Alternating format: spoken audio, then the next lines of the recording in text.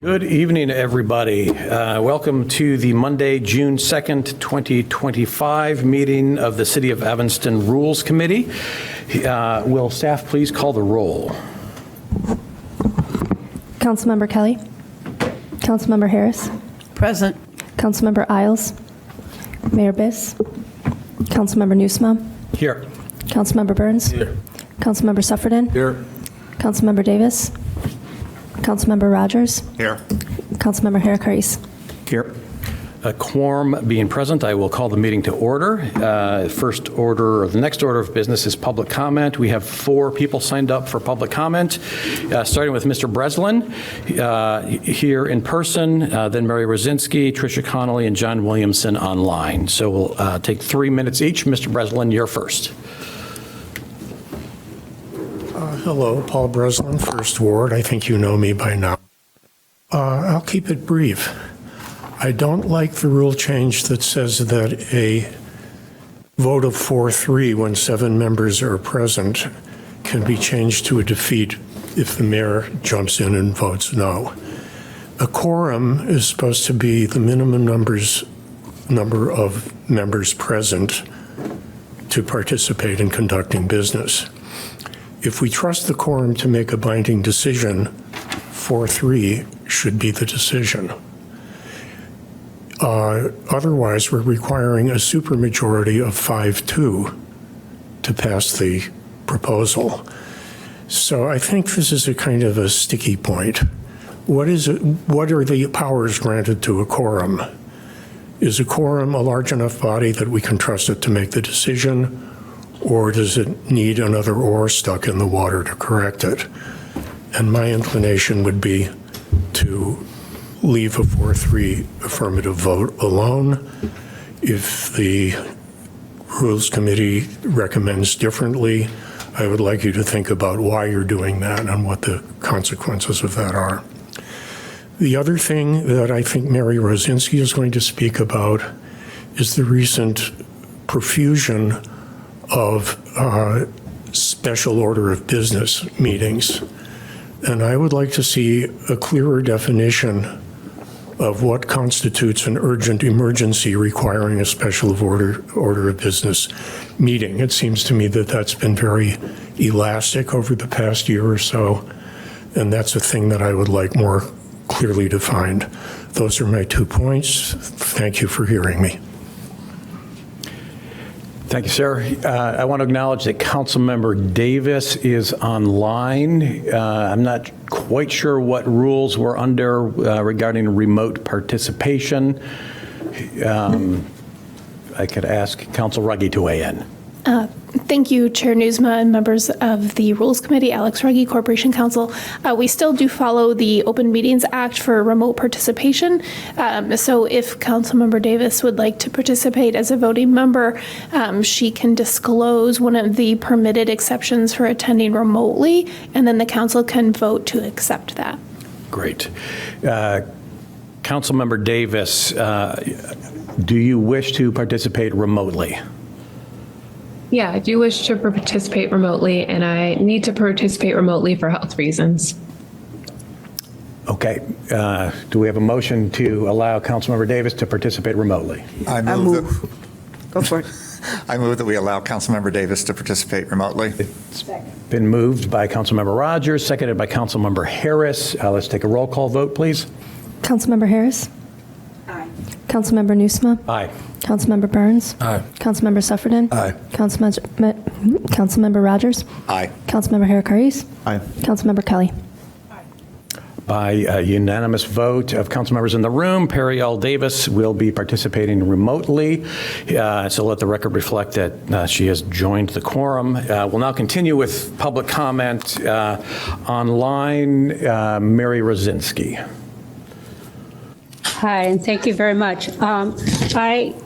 I'm glad we're updating our rules, but I am also, as Paul Breslin said, concerned about why we would change allowing the mayor to vote. Personally, I think he should only vote in the case of a tie, and I would hope that we would keep it that way.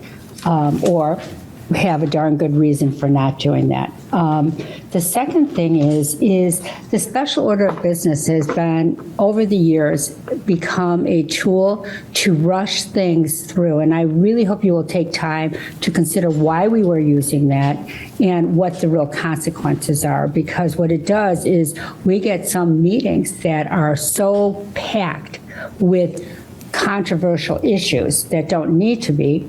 And then public comment is reduced. At one point, it was going to get reduced down to 45 seconds, but we extended the 45-minute rule to have an hour, so people at least got 1 minute, which was still not. So, if you want public comment, you really want public comment. But the special order of business, and I think needs to be a tool that's used for emergency purposes. When you have to come up with, a bridge falling or something happened in the city, or something like the budget, which is there's not really the budget committee, but everything else, like I've seen stuff come through. We had 909 Davis was put on special order. People didn't really discuss that. It wasn't really discussed at ward meetings as to what. And then we had previously, starting in 2008 and 9, it was the libraries, and that whole discussion became special order of business, and then became the privatization of the Harley Clark and the lake, and that was through 2012. And I think in this year alone, there's been 9 special orders of business, and last year I think there was something. I think so far I've counted up to 10, and I'm only halfway through the year. So I just think we're not using it properly. The other things is, let's see, the reconsideration. Oh, I'd love to see if we could put the reconsideration in for the prevailing side at the next meeting. Because I think sometimes new information is provided for that council members go, oh gosh, if I had known that, I would have voted yes or no a different way. And most importantly, we're going back to, I see that Envision is on the for special order of business, but here's the challenge. The public doesn't even have an updated draft, and we still don't have the data. Seconds. We still don't. Okay, we still don't have housing data. And I think that if we want to have a democratic, please stand up for the residents. Don't rush the agendas. Make sure we're represented. And I don't, 5 years ago, the public comment time was Thank you. reduced under. So keep it in mind. Thank you, Ms. Rosinski. Tricia Connolly. Good evening, members of the Rules Committee. I'm here to speak about a few things concerning the updates to the council rules tonight. Under item C, duties of acting mayor. I'm not sure if this has a place here, but I'm putting it out there. I think it's important to have a discussion to figure out what happens when Mayor Biss's campaign for Congress is in full swing and how we will ensure the business of Evanston is handled. Is there a date that he should be resigning by so this isn't a distraction from the work to be done here in Evanston? I'm requesting you discuss and come up with ideas on how this can be handled to minimize disruptions of city business and incorporate into the rules. In addition, under public comment time limit, item 4, ceding time, it's stated that speakers shall not be permitted to cede time to another speaker. I'm curious, what's the reasoning here? This doesn't make sense to me. It doesn't change how much time is spent on public comment. If it helps get the message heard, especially when it's a situation, as to Mary's point, you got 40 seconds or 20 seconds to speak, why would you not allow for that? Are you here for the public or not? And finally, special orders of business. Yes, the repeating theme. We need a protocol that serves the public, not the mayor, not special interests who want to drive something through. And the appearance many times has that vibe to it. I question the motives around the following special orders of business: Ryan Field, 909 Davis, and now Envision Evanston. It means nothing to have 2 meetings on this special order because it can't be tabled or sent back to committee. as was the thinking of the Land Use Commission when they went ahead and said, you know what, yeah, we're not going to solve this here. Let's send it to council. If they don't like it, they can send it back. Wrong, because now it's a special order of business. We're still wondering what the numbers were on the turnout across the city for these Envision meetings. The most detail that's been shared is that the 1st, 2nd, 5th, and 8th ward had lower turnouts than other wards.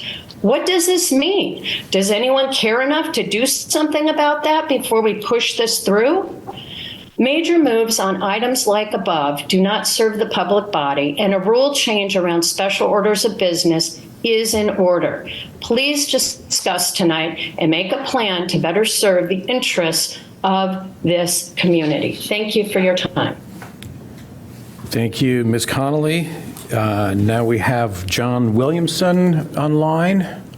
Mr. Williamson, you have the floor, sir. Yeah, I'm here. Hello, my name is John Story Williamson, 864 Sheridan Road. I'd like to raise a concern regarding the increasing use of the special order of business designation in recent council agendas. It is my understanding that so far in 2025, 9 items have been introduced as special orders, an unusually high number that has prompted concern among some residents about the consistency and transparency of this process. In several cases, such as the lease at 909 Davis Street and the rezoning for Ryan Field, the special order designation was used to bring items directly to council without referral through the relevant committees or commissions. In other instances, like the renaming of the Little Beans building and the Dog Beach ADA ramp, items that had already been discussed and advisory boards appeared again as special orders, circumventing recommendations on prior deliberations. To be clear, I recognize that there are circumstances where special orders are appropriate, particularly in time-sensitive or strategic situations. The recent amendment to the Welcoming City Ordinance and the emergency response for migrant housing are potential examples. However, I respectfully suggest that this tool would benefit from clearer guardrails, a formal policy defining the appropriate use of special orders, reserving them for matters of urgency, citywide importance, or legal deadlines could help strengthen public trust and reinforce our city's commitment to open and deliberate governance. I hope council will consider reviewing and formalizing this process in a way that honors both transparency and flexibility. Thank you. Thank you, sir. That does it for folks who have signed up for public comment. Visual inspection of the room reveals nobody else wishing to address the committee. So we will continue our agenda with the next item, which is approval of the minutes from May 5th and May 12th. If somebody would care to make a motion. Mr. Chair, I would move approval of the Rules Committee meetings for May 5th, 2025 and May 12th, 2025. Second. It's been seconded by Councilmember Rogers. It's been moved by Councilmember Rogers, seconded by Councilmember Heracardis. Is there any discussion? Seeing none, I will ask, there is some discussion. Councilmember Harris. Yes, I wasn't present the 12th, so I won't be able to vote on those. I was May 5th, but not the 12th. Mr. Chair. The minutes are correct, though, in stating that you were not present on the 12th? I'm asking for separation. Okay. And that's what I was just going to move, separation of the two. So Okay. I withdraw my original motion and move approval of the Rules Committee meeting minutes for May 5th, 2025 only. Second. It's been moved by Councilmember Rogers, seconded by Councilmember Heracardis, that we approve the May 5th minutes. I will ask for a roll call vote, please. Councilmember Harris, Abstain. Mayor Biss, Aye. Councilmember Nusma, Aye. Councilmember Burns, Aye. Councilmember Suffredin, Councilmember Davis, Aye. Councilmember Rogers, Aye. Councilmember Heracardis, Aye. Councilmember Kelly. With a vote of 8 in favor and 1 abstention, the May 5th minutes are approved. Mr. Chair, I would move approval of the Rules Committee meeting minutes for May 12th, 2025. Second. It's been moved by Councilmember Rogers, seconded by Councilmember Harris. that we approve the minutes from May 12th, 2025. Roll call vote, please. Councilmember Harris. Aye. Mayor Biss. Aye. Councilmember Nusma. Aye. Councilmember Burns. Councilmember Suffredin. Councilmember Davis. Aye. Councilmember Rogers. Aye. Councilmember Harakaris. Aye. Councilmember Kelly. By a vote of 9-0, the minutes from May 12th, 2025 are approved. This brings us to items for consideration. The first two items on the agenda are fairly straightforward, so let's try and take care of these forthwith. And then before we start discussion on R3, which is the city council rules, I will take a few minutes and do some traffic control and suggest some ground rules. So for now, I will entertain a motion on item R1, which is staff's recommending to change the August city council date from the third Monday to the fourth Monday. So moved. It's been moved. It's seconded by Harakaris. It's been moved by Councilmember Harris, seconded by Councilmember Harakaris, that we move the August meeting date from the third Monday to the fourth Monday in August. Roll call vote, please. I have a discussion point. Discussion. Chair. Please go ahead. Yes, as you are aware, when we met with staff about the comprehensive general plan, by moving our meeting to the fourth Monday, we would lose any backup plan potentially for moving the comprehensive general plan forward, because we are on a time limit of 90 days from the date that it was sent forth from Land Use Commission.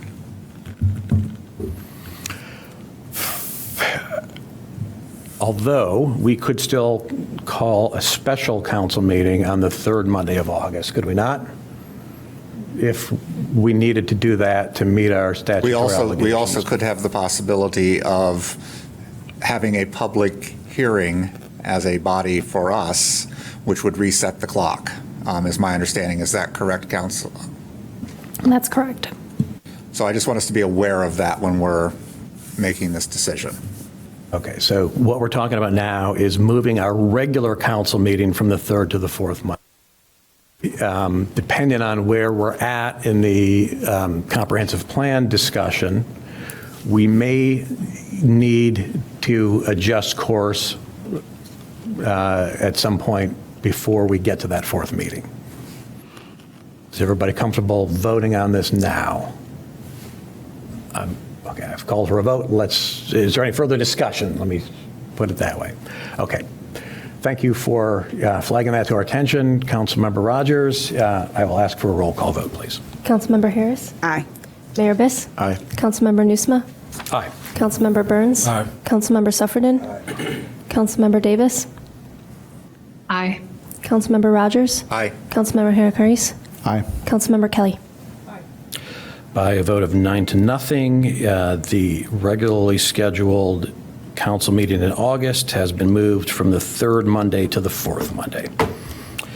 Bringing us to item R2, which is a staff recommendation to fill a vacancy on the Social Services Committee. Do we need any kind of staff explanation of what's going on here? Nope, there's a vacancy. Okay, there's a vacancy to be filled by one of us. Is somebody willing to step up and nominate themselves, or do we want to punt on this until our next Rules Committee meeting? All right. Mayor Biss. Sorry, this is like, I'm now the Sean Isles told me something guy. Part of what we're doing is replacing a vacancy left by Sean on the Social Services Committee, which is one thing. And then I think he's requesting, because that puts him down to only 2 committees, to be on another committee. I think he was a little uncomfortable requesting that in absentia. So I think for that part, he'd suggested in a text to me that we wait until our next Rules Committee meeting. But obviously that doesn't need to stop us from filling the vacancy on Human Services if folks, on Social Services if folks want to do that. Great, thank you. Councilmember Davis. I was going to say the same thing, except I didn't know it was a secret. Sean told me he wanted to be on the Economic Commission, and he told me that he had been vocal about that before. but I'm not sure if we can juggle it without him here. So for what it's worth. All right. As chair, I will entertain a motion to table this item till the next meeting of the Rules Committee. Mr. Chair. I make that motion. It's been moved by Councilmember Davis. I'll second. Seconded by Councilmember Rogers. Is there any discussion on the motion to table this item to the next meeting of this committee? Seeing no discussion, I will call for a roll call. Councilmember Harris. Aye. Mayor Biss. Aye. Councilmember Nusma. Aye. Councilmember Burns. Aye. Councilmember Suffredin. Councilmember Davis. Aye. Councilmember Rogers. Aye. Councilmember Harris. Aye. Councilmember Kelly. By a vote of 9-0, item R2 has been tabled to the next meeting of this committee. Okay, that brings us to the meat of the agenda tonight, which is consideration of a number of changes to the draft rules. So just to do some traffic control, we have in front of us a printout of the current draft of the rules. We also have a separate printout of staff's compilation of the feedback, which we individually provided to staff, and so they have compiled what we have in front of us here. I don't expect that we will be able to get through everything tonight, since we are kind of going through the rules with a fine-tooth comb. So I will entertain a motion to adjourn the discussion at 8 o'clock, and we can plan to continue this. Hey, if we can get done by 8 o'clock, that'd be fantastic. I'm not saying don't try. And if we're close, maybe we'll leg it out. But if we're still slogging through the middle of this, let's not try and get it done tonight. I will entertain a motion to adjourn at or around 8 o'clock, and we will take this up at the next meeting of this committee, which I am going to call for July 7th, Monday, So July moved. 7th. So I don't know if we need a motion on that. I'm just Councilmember Ruggie, do we need a motion on this traffic control? Okay. So that is, that is the big picture. Councilmember Burns. I think one of the points of the exercise we did, the Google Doc exercise, was also to identify areas where there may be agreement. Yeah, I may get to that. Okay, good, because I'd love to start there. Yeah. Perfect, thank you. So staff has taken our feedback and compiled them into this document, which was in the packet. Press has seen it, members of the public have seen it. I asked to have it printed out for convenience of the council members.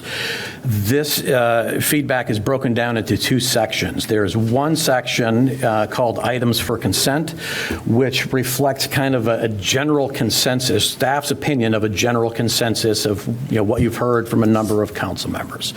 So what I would like to do is treat everything in this staff memo under the items for consent section as we would a consent agenda at a council meeting. If somebody wants to take a specific item off of this section, please feel free to do so. Otherwise, we will consider everything in this items for consent section with one vote and get through that fairly quickly. That will then bring us to 10 pages of items for discussion. And included in those 10 pages is every idea, every point of feedback that one or more council members might have had, but they're in staff's opinion, does not exist a consensus or an emerging perspective. And so we really are going to have no choice but to go through those kind of one by one. And when we get to that section, I would like to take those kind of step by step and entertain motions rule by rule.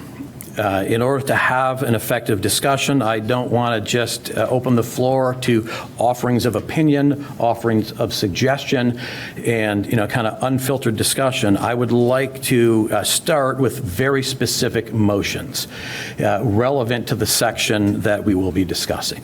I will request council members to be judicious with seconding motions so that we can get through this expeditiously. If you do not support a specific motion, please do not feel compelled to second just for the sake of discussion. A motion can fail for lack of a second. If a motion receives a second, we will then have hopefully a brief and efficient discussion. We can then vote. If that motion fails by vote, a council member can make another motion relevant to that section. And we will move through the rules kind of step by step in that fashion, and I hope we can get through this expeditiously. So are there any questions or suggestions with regards to these ground rules for debate this evening? Councilmember Burns, you have a light on? From before, yeah. From before. Councilmember Kelly, and it looks like Councilmember Rogers is... I guess I do have one question. Okay. Burns, Kelly, Rogers. So I knew we had the consent agenda. I guess from going over, I went over all the notes, and there are even things that aren't on the consent agenda where I think there is general kind of consensus. And so I don't know if an effort was made to try to determine what those are as well, but that's more so what I was saying. So for example, I don't think the item that I put forward in terms of having council communications is controversial. I would hate for that to have to go to the next meeting when it should make looking at the notes, it seemed like everybody was kind of rowing in that direction. We had slightly different versions. Just to keep it organized, let's go through it in order as I laid out. And when we get to something, it might be a very short discussion if everybody is on favor, on board with the motion. Okay. Right. But I don't want to start skipping around. We'll get confused. Let's keep going in order. Councilmember Kelly. Thank you. So, it's a little bit, I would like to know, I guess it would have been nice to have seen, 6 out of 3, or to have more of a sense as to what this means, these items for the consent approval. It would be helpful to have known, like, it was 7 out of 9 felt this way, or if it's just 5. It does seem, I concur with Councilmember Burns, it does seem like some items are missing. So I'm a little bit slightly uneasy about just voting this through. If there's something you'd like to remove from consent, feel free to make that. So I guess, if it says, for example, given the public comment this evening, adding definition for special order of business, so just so I understand, that's definition is in here, or that's something that we all basically agree that we want to qualify what constitutes? Hi, good evening, members of the committee, Chair Newsma, City Manager Stowe. So the items on the consent agenda are things where there was broad agreement or they were sort of a minor or technical change.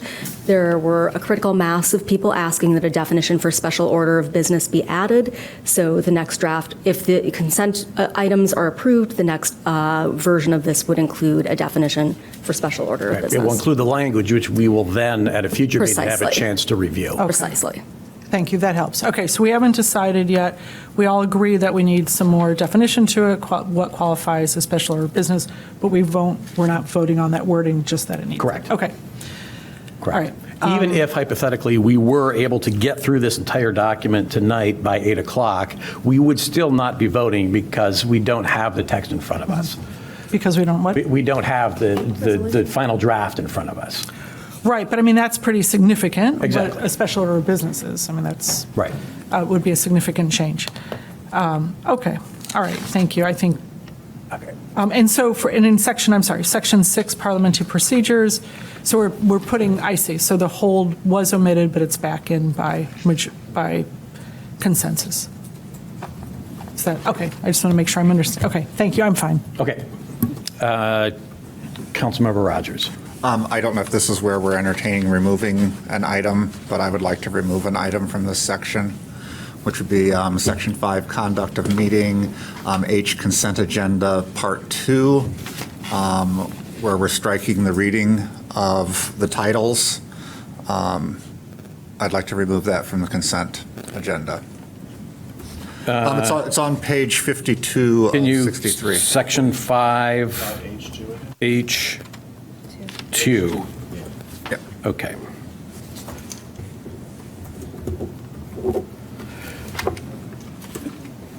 Councilmember Rogers, can you test your light out? It does work. Okay, thank you. Does anybody else wish to remove anything from the consent section of this discussion? Councilmember Yeah, Burns? probably same section K. Section 5K, call of the wards. Okay. All right. Anybody else? Okay. I will entertain a motion to approve the consent section of the staff memo minus section 5H2, which is presentation to City Council, and minus section 5K, call of the wards. Is there any discussion? Seeing none, I will ask for a roll Do we have a call. second? There isn't, I guess I need a motion. Thank you for reining me in. Mr. Chair, I would move that the items that are listed under items for consent approval, minus the section 5 conduct of meeting H2 and section 5 conduct of meeting section K. And there is a second from, I'll second. it's been moved by Councilmember Rogers, seconded by Councilmember Hadikatis, that we approve the consent section minus 5H2 and 5K. Is there any discussion? Seeing none, roll call, please. Councilmember Harris? Aye. Mayor Biss? Aye. Councilmember Nusma? Aye. Councilmember Burns? Aye. Councilmember Suffredin? Councilmember Davis? Aye. Councilmember Rogers? Aye. Councilmember Harris? Aye. Councilmember Kelly? By a vote of 9-0, the consent section minus items 5H2 and 5K are approved, and that brings us to items for discussion at 6:02. So let's see how quickly we can get through this.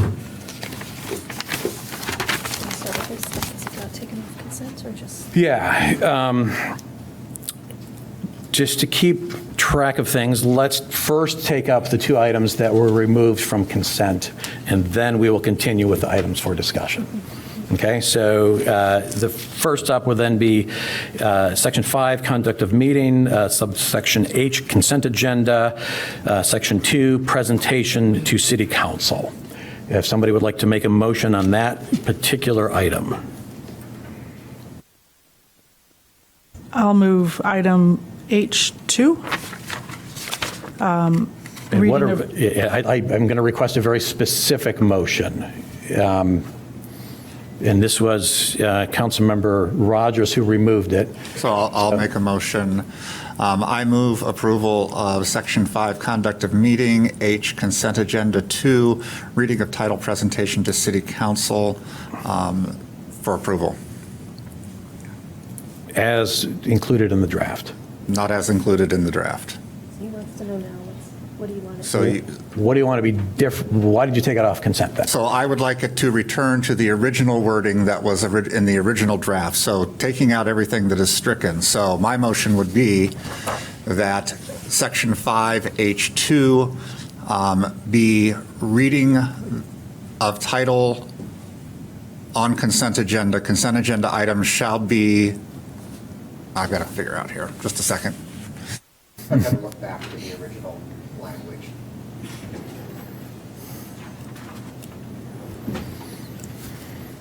You're just saying don't make the change that's in the packet, right? Correct. So you're saying leave it as is? Leave it as is, and let's adopt the process of actually reading the title when the consent agenda is presented at council, is what I'm looking to do. So it's really the old rule, but using the old rule that's there. Which has not been the practice, at least. Which has not been the practice recently. So Councilmember Rogers is proposing that we do not change this, the wording on this particular rule, and we stick with wording in our current rules. Is there a second? Sorry, I just want to make sure. I think, I'm not saying that this is different than what you said, but I think these changes are proposed changes not to our current rules, but rather to the existing drafts. Correct. And so are you proposing to revert from these changes to what was in the existing draft or to existing rule? To what was on the existing draft, which stated, reading of title, consent agenda items are marked by an asterisk on the regular council agenda. Items so marked on the consent agenda shall be presented to the city council by a reading of the title of the action pursuant to 65, et cetera, et cetera. I'll second. Okay, is there any discussion on that item? Mr. Rogers, you've made your point. Anything more to say?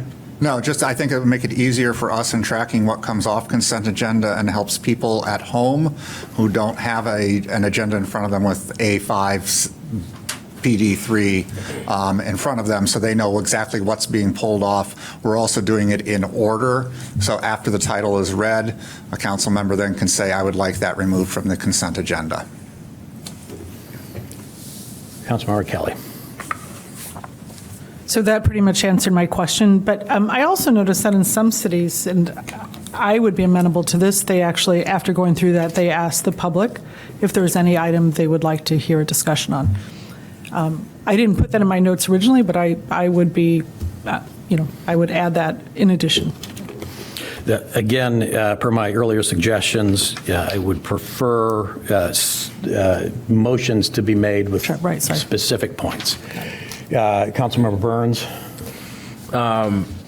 So by title, we don't obviously mean like the body of the item, just the title. So, for example, under M1, approval of the Rules Committee meeting minutes would be the title, right?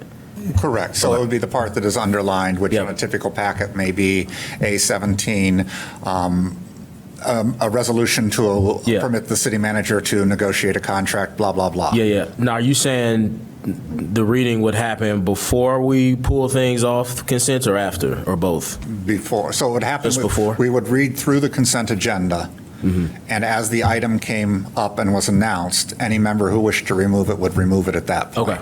All right. Got you. Thank you. Anybody else want to weigh in here? I will add my 2 cents. Having watched council meetings for quite a few years, this was practice a while back. It was not practice in the previous council. In my opinion, we didn't lose anything. In fact, we gained a significant amount of time. So I'm in favor of the proposed change to the draft. So is there any further discussion? I will ask for a roll call, please. Councilmember Harris? Aye. Mayor Biss? Aye. Councilmember Nusma? No. Councilmember Burns? Aye. Councilmember Suffredin? Aye. Councilmember Davis? Aye. Councilmember Rogers? Aye. Councilmember Harakaris? Aye. Councilmember Kelly? Aye. By a vote of 8-1, that motion passes, and staff is directed to keep the language consistent with current rules. That brings us to the next item, which was removed from the consent section, which is further down in that same section, call of the wards. This is Section 5, conduct of meeting. Roman numeral 5 and Section K, call of the wards. Councilmember Burns, do you have a specific motion? A question first. I'm trying to make sure I understand this. So the change is to add introduction or action was already there. I guess I just want to consider this closer to when we consider an item I have that I plan to introduce about ward announcements. Because if we accept that, then I think it makes sense to allow council members to speak to matters that were introduced or for action if we restrict kind of comments earlier in the evening to ward announcements, communications, et cetera. So I guess, a motion to, Your suggestions to do some different things with Call of the Wards will come up later in the discussion this evening. yeah, that's why I'm trying to move this closer to that discussion. I don't know what that motion would be, but I think it would be better if we discuss them together or closer together. So I guess you could make a motion to table this for now and So I'll make bring it back off the table at the appropriate time. Somebody else wanted to chime in. Let's do that before Councilmember Hadakatis. I was just going to voice some support for having a mechanism to have announcements at the beginning of the meeting, because I know a lot of times, we're here at 10:30, 11. You want to say something and you're not sure if people are going to catch it. I do think, reminder for all of us, we don't have rules meetings very often, but if there's something that we make a decision tonight, we can always come back and maybe we didn't need to do that. But so I don't think I've never seen Call of the Wards, abused time limit wise. I don't think, we probably shouldn't have 4 minutes apiece at the beginning of the meeting, to delay, our getting to our work. But, I think, we can always tweak it later, but I just wanted to voice support about, having the announcements. And again, that conversation will come up later. So I'll table. So my motion will be then to table, I think it's section 5K until later on in the Until it meeting. comes up. Okay. Is there a second? I second. All right, it's been moved by Councilmember Burns, seconded by Councilmember Rogers, that we table 5K now. I'm just going to call a voice vote on that motion to table. All in favor, say aye. Aye. Any opposed? Motion carries. Item 5K is tabled for the time being. Okay, so this brings us to the items for discussion, which start at the bottom of page 53 in the packet and continue, really, the meat doesn't get going until page 54. So what I would like to do now is kind of go rule by rule. And again, I would like discussion to start by somebody making a definite motion, which then will require a second before further consideration. So we will now be talking about Section 2, Roman numeral 2, duties and powers, subsection A, duties of the mayor, paragraph 2, ex officio member. Does somebody have a motion on Roman numeral 2, A2? I didn't see the order here, but let's go Hadakatis, Kelly, Rogers. That was my light from last Okay, comment. sorry. Kelly, then. So with regard to definitions, there are no items that we're going over on definitions? We are now talking about Section 2A2. We considered some definitions in our previous vote when we voted on the consent section. Right. I mean, I know I had at least one comment on definition that I don't see in here.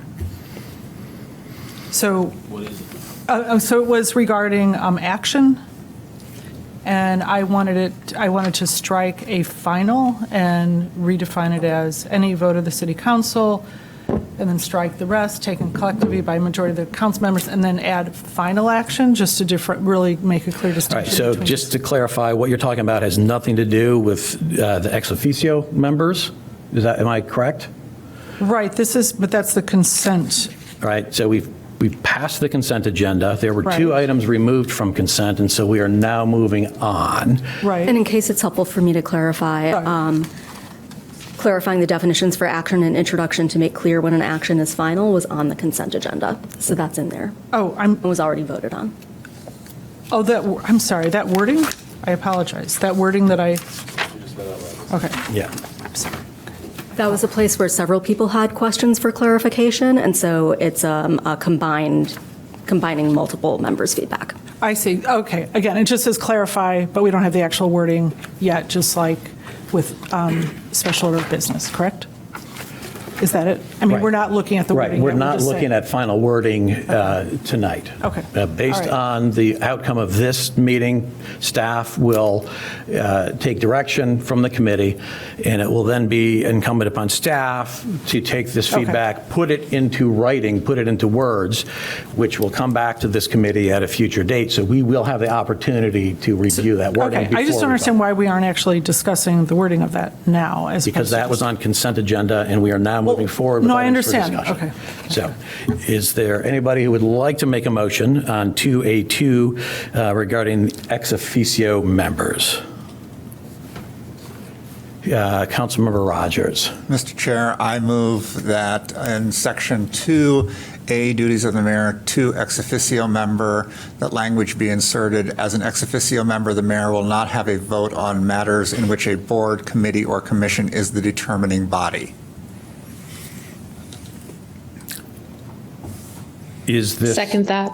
Okay, it's been moved by Councilmember Rogers, seconded by Councilmember Davis. Councilmember Rogers, I will open discussion with you, and then Councilmember Burns. I think this is just a point of clarification that since we didn't really have a definition of ex officio in the original document, kind of a clarification point that if a body was a determining body, which I believe we only have one of, that the mayor would not be eligible for voting in that body as an ex officio member, with ex officio members usually being granted the power to vote.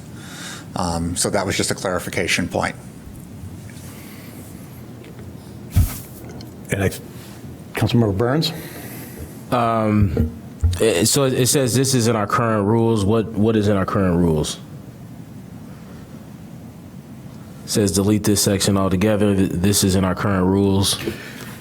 What is that speaking to?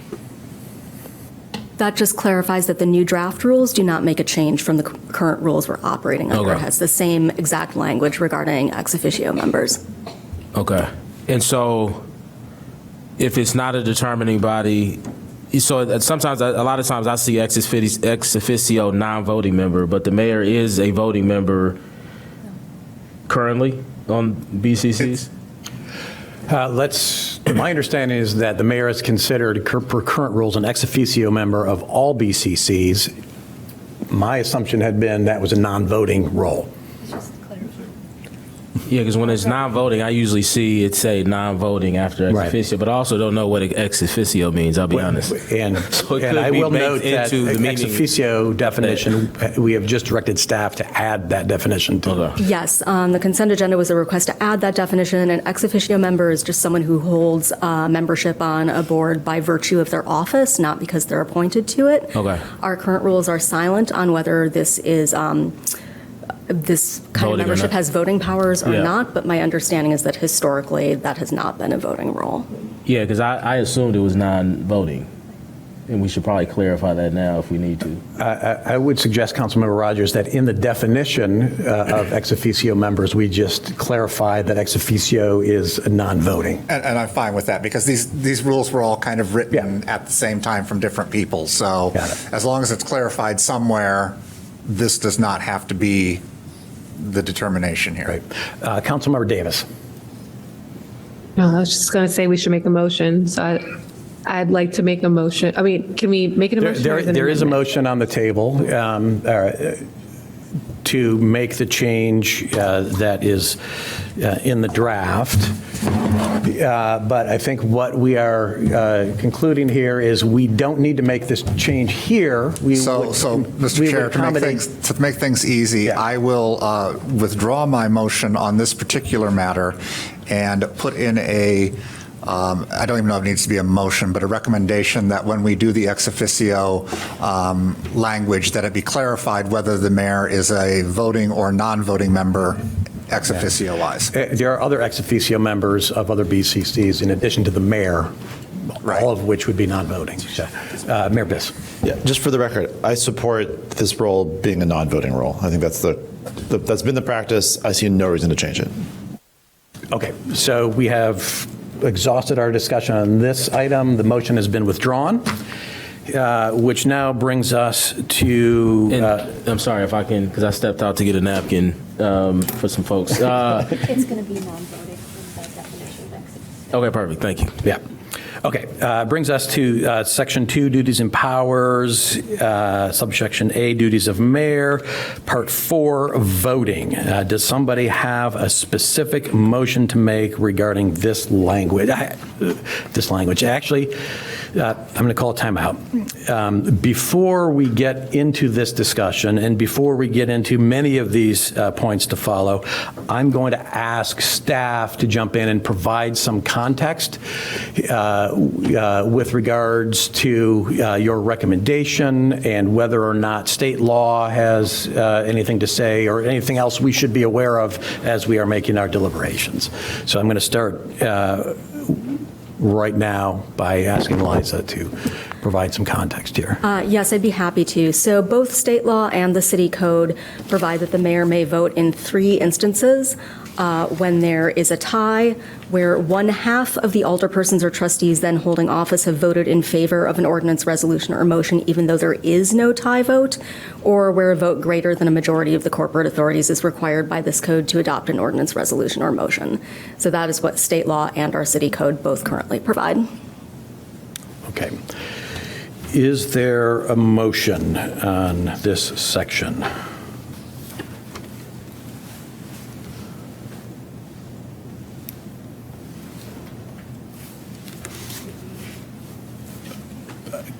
Mr. Chair, I think Yes. there's actually some very disparate type thoughts in this. So are we separating these out into individual things? And if so, for the sake of discussion, I will move that we delete the provision of a 4-3 vote, allowing the mayor to vote to cast the 5th vote for passage, for discussion's sake only. Again, I'm going to ask us to use discretion in order so we can get through this. If you don't intend to support it, let's not talk. Please don't make a motion or a second. No, I get that. Yep. Okay, so it's been moved by Councilmember Rogers that we essentially delete the 4-3 vote provision altogether. Is there a second? I second it. It's been seconded by Councilmember Davis. Okay, so now we'll have some discussion. I'm going to go with the maker of the motion first and then in order of lights. So Councilmember Rogers. Thank you, Mr. Chair. I think that there are ways to avoid a 4-3 vote from happening. There are other methods through which this can be accomplished, one of which is a discussion point a little bit later, whereas if a member leaves the dais, calling that member back to the dais if they are part of that. Also, we'll be talking later about a motion to reconsider and the changes to that. If a motion were a 4-3 vote, a member of the prevailing side could always make a motion to reconsider at the next regularly scheduled meeting of the City Council, and therefore there would be an opportunity for 5 votes to be obtained, allowing it to pass with 5 votes. Councilmember Burns.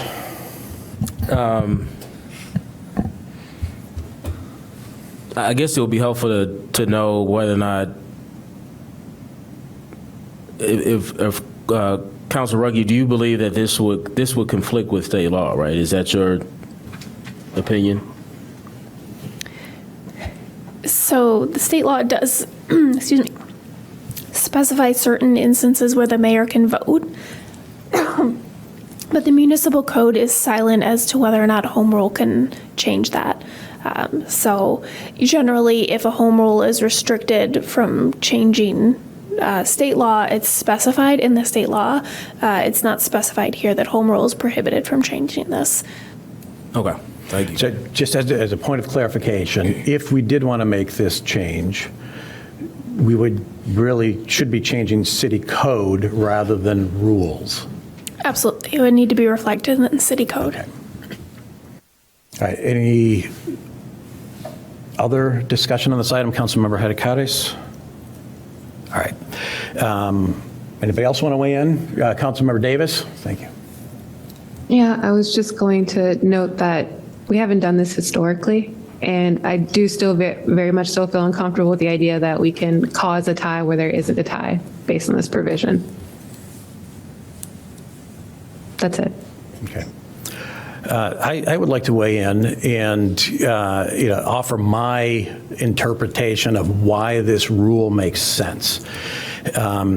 And the underlying fact that is kind of essential to understand in all of this is that per our city code, we require 5 votes to pass an ordinance.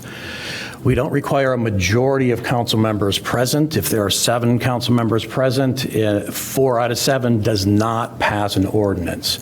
And we need 5 votes to pass an ordinance.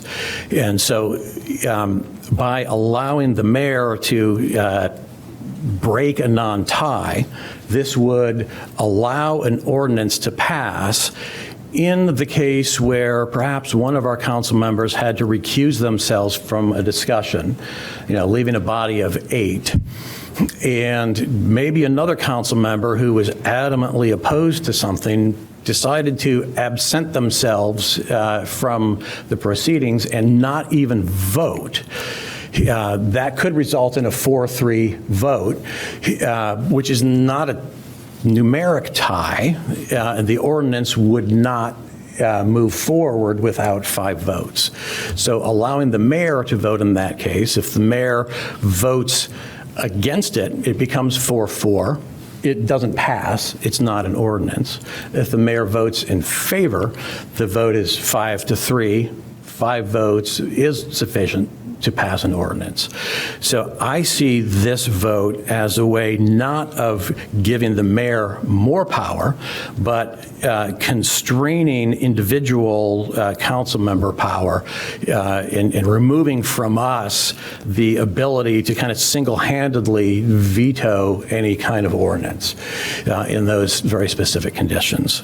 So I am in favor of leaving the rule as written, which reflects state law, and Councilmember Davis is correct. I don't recall any instance of this actually having taken place. I recall an instance a few months ago when maybe we should have been thinking about this, but we weren't.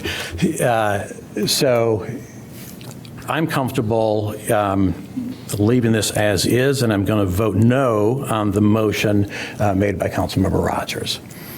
So is there any additional discussion? Councilmember Sufferton, sorry. I guess I disagree with your interpretation. How is this not an expansion of the power of the mayor? This isn't a tie-breaking vote. This is creating a majority vote. And I also, in the last 8 years, I can't remember a time that this has even come up.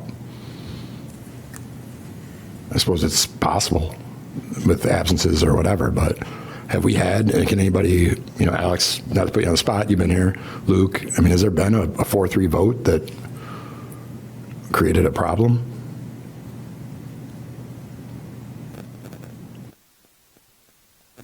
Not that I can recall. Okay, because otherwise it just seems like it's an expansion of the mayor's powers in pursuit of a solution to a problem that doesn't exist.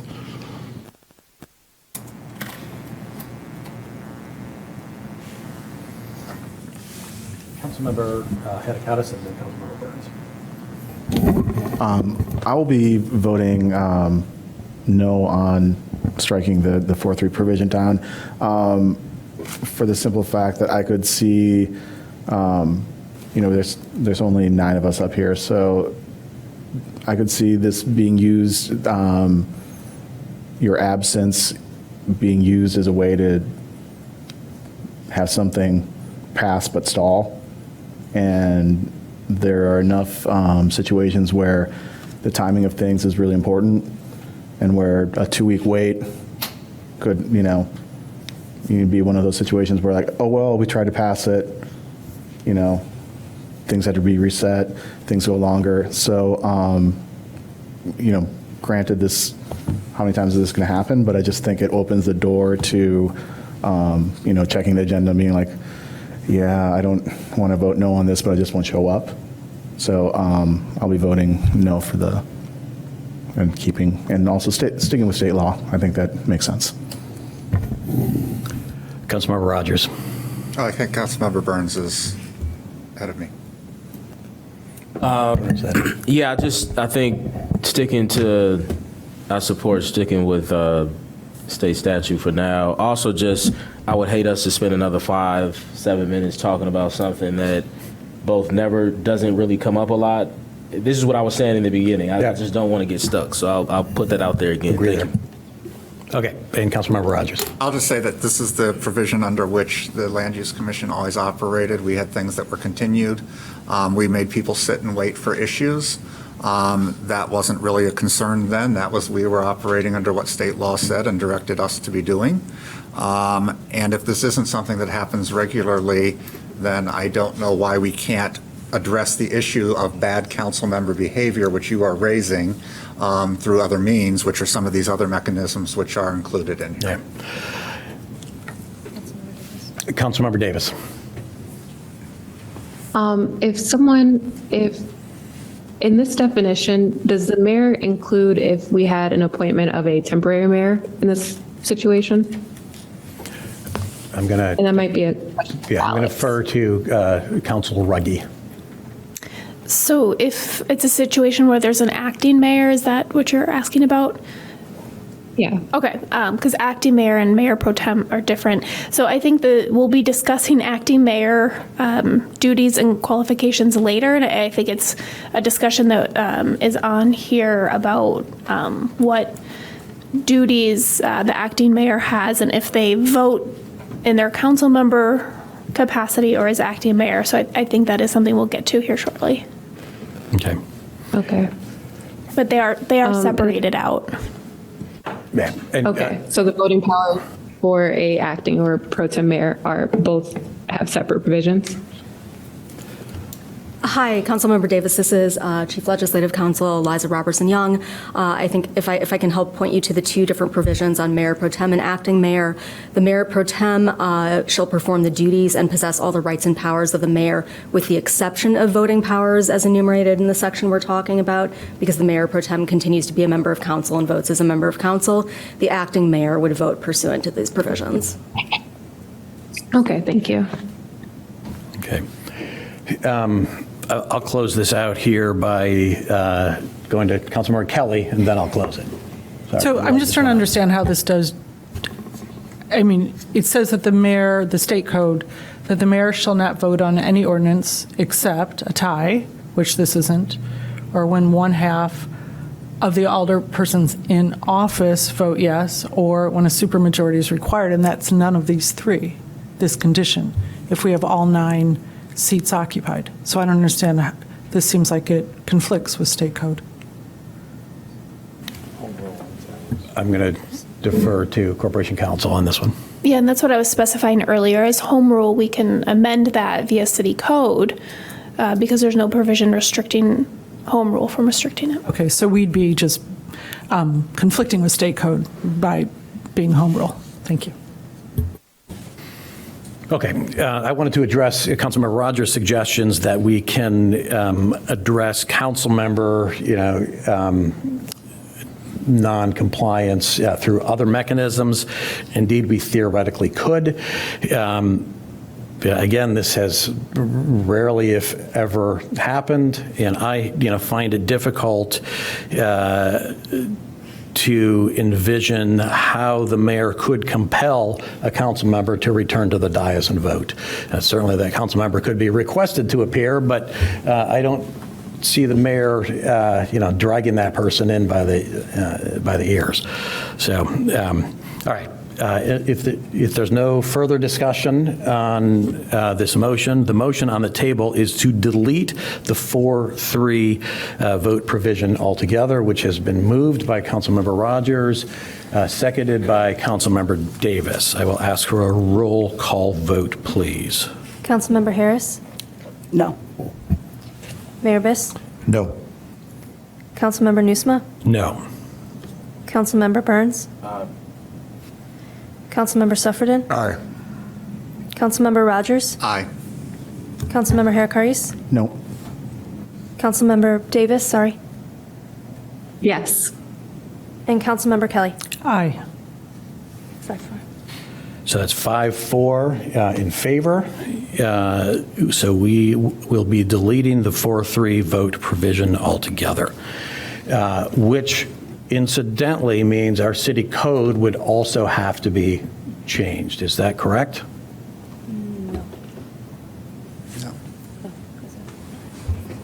A second option on the menu before you would be replacing the current provision with the state statutory text, which is also in our city code, and that would bring all three into alignment. Okay, so somebody could make a motion on that, which is the second bullet point in this section? Okay, and if that passes, then we're all clean. Okay. I move for the acceptance of the redraft so it corresponds with state law and city code. Okay, this is, it's been moved by Councilmember Harris.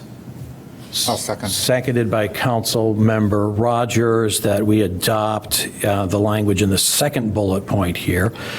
Can you give us a real quick rundown on what this actually means again, please? Yes, so again, this just clarifies that there are three instances in which the mayor can vote. One, where there's a tie. Two, where 1/2 of the council members in office have voted in favor of an ordinance, resolution, or motion, even though there is no tie vote, or where a vote greater than the 1/2. Yeah. 4 is 4.5. This would be where there's a vacancy in office. Okay. So if there's a vacancy. So for and instance, if there's a vacancy and one member then the has mayor to can make a 4-3 recuse non-tie. themselves, If there's a vacancy. there would be a 4-3 tie Right. that under state law, Okay. the mayor could vote on. So it'd be a vacancy in the seat of council member, not just an absent council member. That's my interpretation of the statute. It says 1/2 of the alderpersons or trustees then holding office. Okay. Any further discussion on this motion? Okay, it's been moved by Councilmember Harris, seconded by Councilmember Rogers, that we adopt the language in second bullet point here. Ask for a roll call vote, please. Councilmember Harris? Yes. Mayor Biss? Aye. Councilmember Nusma? Aye. Councilmember Burns? Aye. Councilmember Suffredin? Councilmember Davis? Aye. Councilmember Rogers? Aye. Councilmember Harris? Aye. Councilmember Kelly? Aye. By a vote of 9-0, that motion carries, and I think that probably does it for this section. Is there any further motions to be made on the voting powers of the mayor?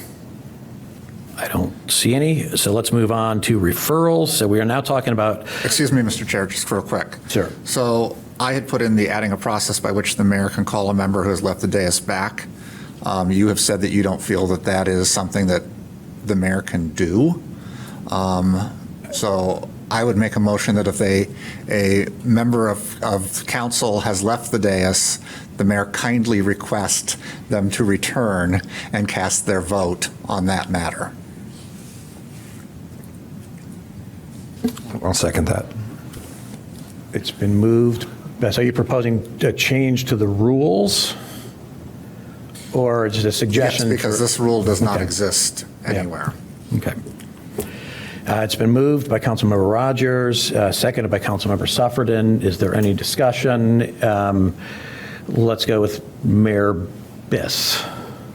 Yeah, I don't have strong feelings about this. I think, just if we're being real honest here, in practice, if someone is in the building and not up here during a vote, there's like, oh, whoops, I was in the restroom, and there's like, I turned out maybe accidentally on purpose was out of the room. I think both of those have actually happened. So what you're saying is basically, if a vote's about to happen and somebody who we know to be in the building is not in their seat, the mayor calls timeout and essentially asks that person to come back and says, like, we're going to wait until they're here. Is that more or less? And so then they're sort of smoked out as being out of the room accidentally versus on purpose? Yeah. Okay. I mean, if people purposely have left this dais to avoid taking votes, and I don't think that's appropriate. We're elected officials. We should be forced to vote on issues, just like we aren't supposed to abstain for matters that, unless it's under a very clear rule, we should be forced to take votes. I've taken votes I don't like. And everybody should. Yeah, I'm not arguing. I'm just sort of trying to be as explicit as possible at what I think you were saying. Yep. Councilmember Hidakadis, then Davis, and then Harris. Yeah, Councilmember Rogers, I agree, like, we should all be taking the hard votes. There are times when, like, everyone knows I work at Northwestern, so I will go get a cup of coffee. That's, but there are definitely, I'll agree with Mayor Biss, there have been a handful of times when it's like, yeah, I think someone's maybe ducking this because they don't want to be on the record as voting. But at the end of the day, like, we are accountable to our constituents. We're all adults up here. I hope that we would do the tough thing because there are plenty of times when there are tough votes. But I don't know if adding this will help. I think we might have more absences. I don't. I hope with this council we'll not see that, but I could see this adding this contributing to what I saw as a potential for being sick or absent and not calling in. So it's a tough one. I wish we could all be accountable, but I think that's up to us and up to the voters. So, yeah. Councilmember Davis, and then Harris, and then Kelly, and then back to Rogers. Yeah, I just don't quite understand what power is being given or what clarification is being made. Like, I would assume that the mayor always had the ability to say out loud, you should vote the way that people are generally allowed to talk. So is like the thing that we're adding in is the ability for the mayor to have us wait for that person. Like, I guess that's my question. Like, what is this functionally doing? Oops.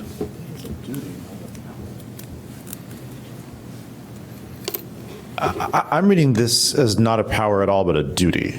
Basically compelling me to do something I could already do, but tend not to. Is that right, Matt? Councilmember Rogers?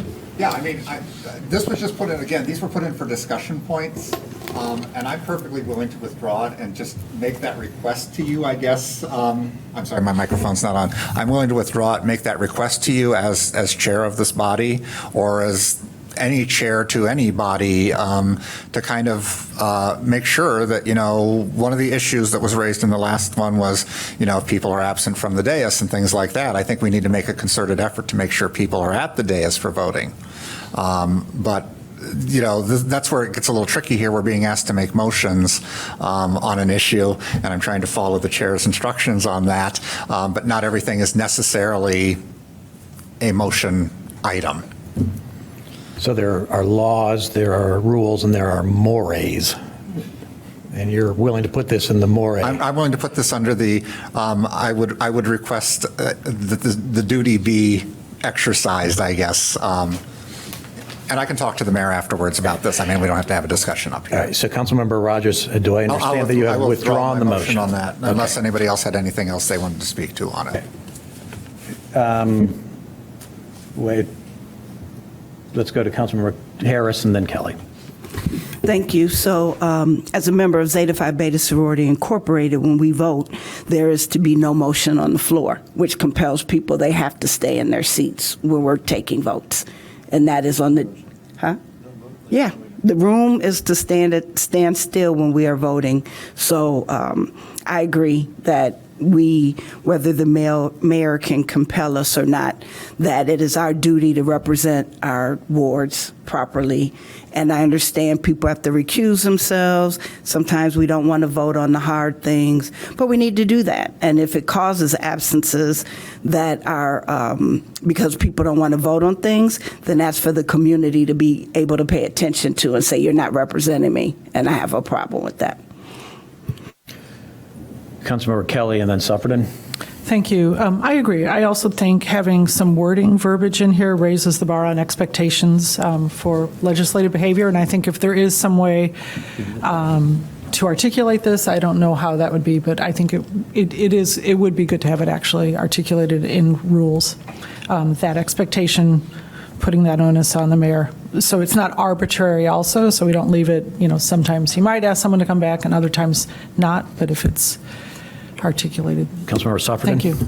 Yeah, Matt's withdrawn his motion, so it's irrelevant, but I mean, I would like to see this in our rules, because I think, to the problem that we're trying to solve, this is like, look, you're not being slick taking a walk on votes, and if the mayor, we could even put specific language in the rules and put a specific amount of time on it, and it's one thing to take a walk, go to the bathroom or whatever, but if it's like, look, this meeting will be paused for the next 3 minutes until this council member returns to the dais, I think that's a reasonable thing. I mean, to your point, Mayor Biss, like, you can already do this, but I think for purposes of uniformity, having a specific rule, making it clear that you're not applying this arbitrarily, that this is the rule, may lead us to better results. And it does create a formal notice to everyone watching and participating in the meeting that this person is not just using the restroom, they're using their authority in the wrong way. And, we're 9 members. I mean, each one of us is 11% of the voting block. This is in the General Assembly, this is like 12 members of the House walking out on a vote. I think having a rule, although Matt has withdrawn his motion, with specific language and a specific time limit makes sense. Councilmember Harikaitis. Yeah, I agree with what Councilmember Sufferton says. I think I'd be more comfortable with it being a written rule around absences from the dais rather than having our, whoever's serving as mayor to compel us to come back. I think that's better. I would support that. Maybe if we can get a draft of that for the next meeting. Just a reminder for everyone watching at home, meeting minutes, you can always see who voted for what. And so, you can see when people have not, voted in the past. So it is public record. So it's not, but again, these meetings are long and it's, I think, Let's try and not make this one any longer. Councilmember Burns. Yeah, I would like more time with this. I don't know if it's been withdrawn. I don't think there's been another motion. I have some opinions, but I don't think they're worth sharing unless somebody plans to make another motion. Mr. Chair, I've withdrawn my motion. I will say that I would be willing to work with the mayor, put this into practice, sort of see if it works. If for some reason it's not working, then we can revisit it at a later date, as always. But I don't think we need to take any more time on it tonight, is my recommendation. That sounds like a reasonable outcome of this discussion for me. Let's move on, unless there are other motions to be made in the voting section 4 here. Okay, seeing none, we are now going to move on to referrals. So we are talking about Section 2, duties and powers, Part A, duties of mayor, Paragraph 5, referrals. Does anybody have a specific motion to be made with this paragraph? Councilmember Rogers. I don't have a specific motion. This needs to be clarified because there's some inconsistency across the board. Sometimes it says the mayor makes referrals. Sometimes it says he can place things on the agenda. So I just want it to be cleaned up. It's not necessarily something I have specific language for. I just think as we read through the rules as a set, it needs to be explored to make sure we're being consistent across the board. Okay, does staff have any response to that? Does that require any consideration as you're preparing the next draft? I would just add, this is a provision that's a holdover from our current rules that may need to be reconciled with the referrals process, and we can certainly look at that in the next draft. Okay. All right. Let's move on to the next section, which is sections, duties and powers, Section 2, Part B, duties of the mayor pro tem. Does anybody have a motion to be made on that particular section?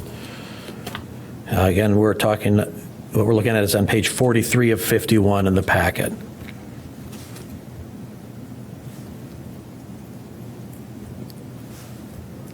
Okay, seeing no motion on that section, we are going to move forward with the next section, which is duties of the acting mayor. This is Part C.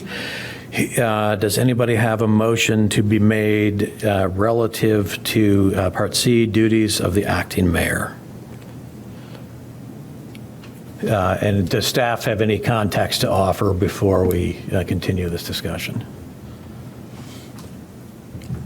Yes, I would just clarify that on bullet point 1, the draft rules are largely consistent with state law, but neither align quite with our city code. And so I think the suggestion is just to bring all three in alignment, and the next draft will do that. All right, and I think what you're specifically referring to is what happens if there is a vacancy in the office of mayor, and how,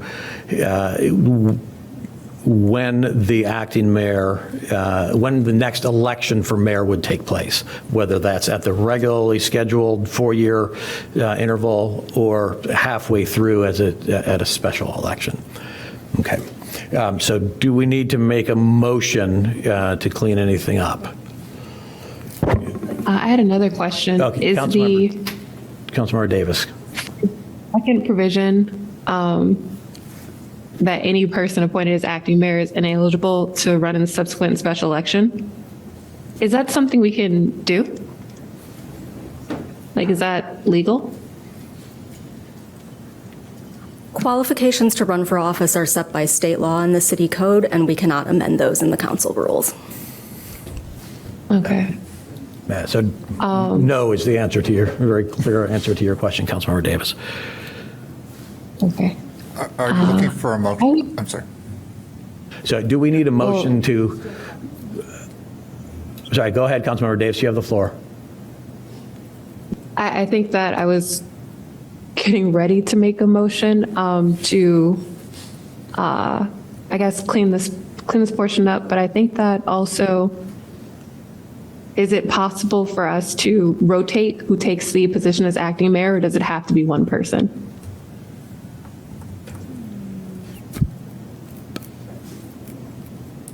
I'm going to direct that question to Corporation Counsel. Thank you, Councilmember Davis. I think that's something we can look into, but I don't believe that would be able to happen. Usually acting mayor is something that's voted on, and then there's either a midterm election or, the regular schedule election, depending on where the vacancy falls in the election cycle. But I do not believe that we'd be able to make it rotating. Okay, well, Alex, I'm just wondering, the position can be kind of sticky. So if someone ends up acting mayor, it concerns me that it feels like a big leg up in the subsequent election. So is there anything that we can do to make it more fair and give less of an advantage to the person that ends up acting mayor?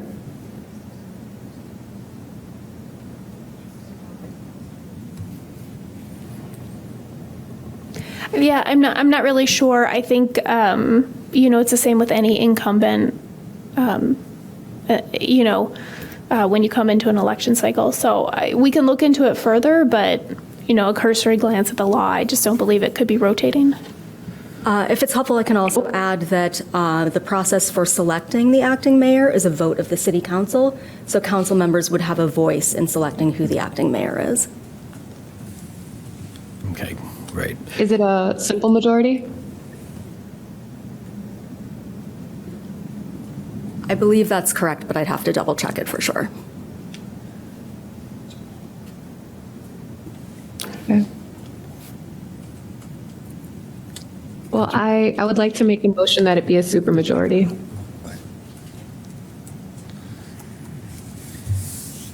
Okay. Is there a second? Second. It's been moved by Councilmember Davis, seconded by Councilmember Kelly, that an acting mayor may only be elected, to be elected acting mayor by the city council requires a supermajority vote. Let's clarify what you mean by supermajority.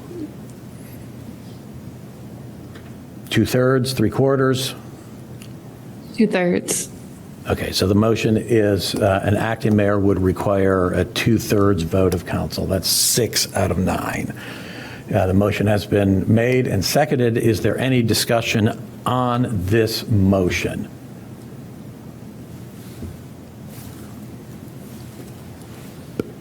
I don't see any discussion, so I'm going to call a roll call vote on this item.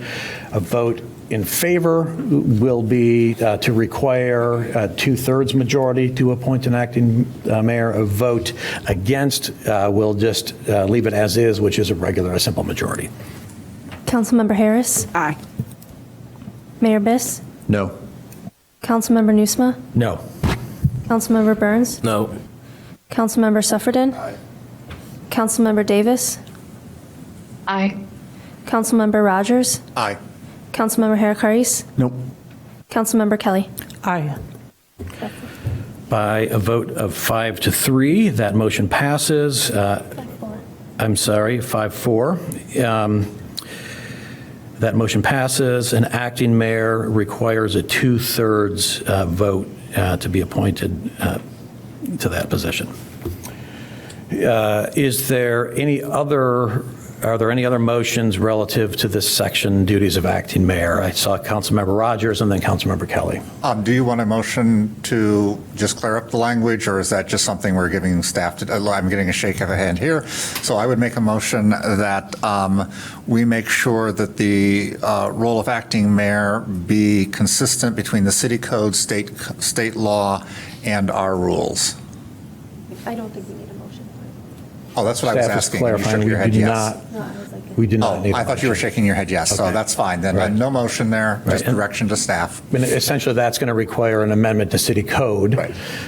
And as a sidebar, not only here, but at several points throughout this discussion of rules, we are going to come across instances where code needs to be amended as well. And when this all comes back to us, we will have a final draft of rules, and then we will have city code amendments to consider at that same time.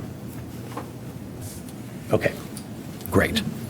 Councilmember, is that all, Councilmember Rogers? Yes, yeah, I just thought there was motion. All right, Councilmember Kelly. So we don't have clarity yet, but it seems that it probably is legal to have rotating acting mayor also. So I just want to say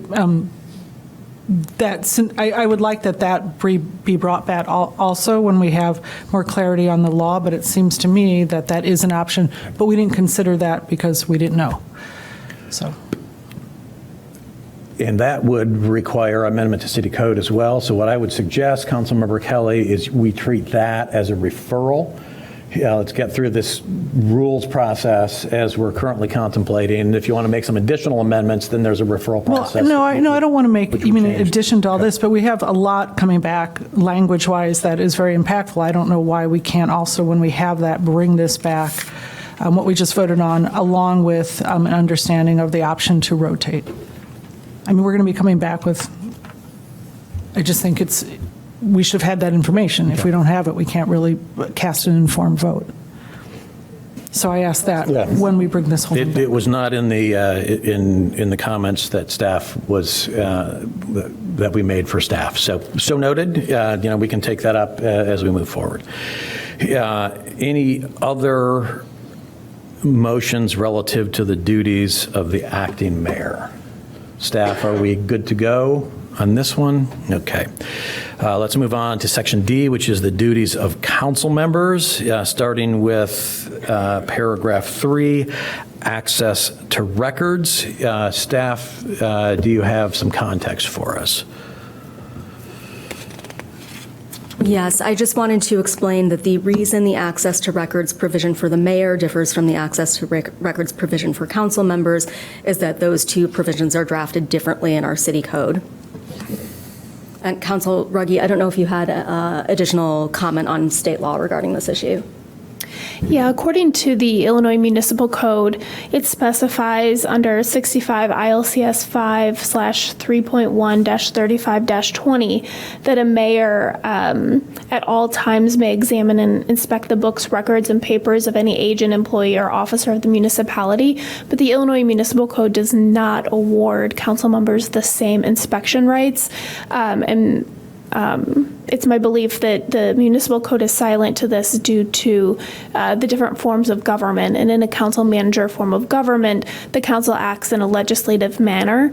So the city has always operated under a function that the council has access to materials for legislative purposes. And so just to clarify, our code and our rules as currently drafted are consistent with state law. That's correct. Okay. Councilmember Burns? Yeah, I make a motion to accept the revised language. Council members shall at all times have access to any and all records, documents, and information relative to any and all functions of the city government as allowed by law. I second that. It's been moved by Councilmember Burns, seconded by Councilmember Davis, that we adopt the second bullet point here. Is there any discussion on that motion? Starting with Councilmember Burns and then Harris. I'll be brief, and if I need to provide further explanation, I will. I've looked into this. There are several cities, and I added this to my Google Doc that I worked on, that I provided, that staff wanted us to weigh in on, that allow council members the same access to public records as mayors. I mean, I think I provided 5 or 6 different examples. I believe most, if not all of them, were city manager form of government, but I can, if there's any, if there's a concern, I can look at my notes and provide another comment. But this is routine. I'm not quite sure why we've been restricted in this way in Evanston. We're a part of the corporate authority. We should have the same abilities to inspect records as any other elected official. And again, I might want to inspect records to root out corruption, right? It shouldn't need to be legislative. As a member of the corporate authority, I should have access to public records if it's allowed by law. And so again, there's already records that no one is able to inspect under any circumstances. That's already outlined in law. I don't really understand how it came about in Evanston that council members are further restricted. Again, it's not a common practice when I've looked at how other cities do it. Councilmember Harris. I just wanted to ask, is it silent or does it say we should not? It's silent on council having. Correct, it's silent. Okay, thank you. Councilmember Rogers. I would just add that I feel comfortable with the as allowed by law, because if we're not allowed to see something because of law, then we aren't allowed to see it as council members. So I think the language is fine, because I believe the mayor's is phrased the same way. And whatever the law allows, then each of those 2 roles has that capability to view those records. So it's making it consistent, but understanding that there may be a difference in law. Okay. Any further discussion on this item? I'll ask for a quick roll call. Councilmember Harris. Aye. Mayor Biss. Aye. Councilmember Nusma. Aye. Councilmember Burns. Aye. Councilmember Sufferton. Aye. Councilmember Davis. Aye. Councilmember Rogers. Aye. Councilmember Harakaris. Aye. Councilmember Kelly. Aye.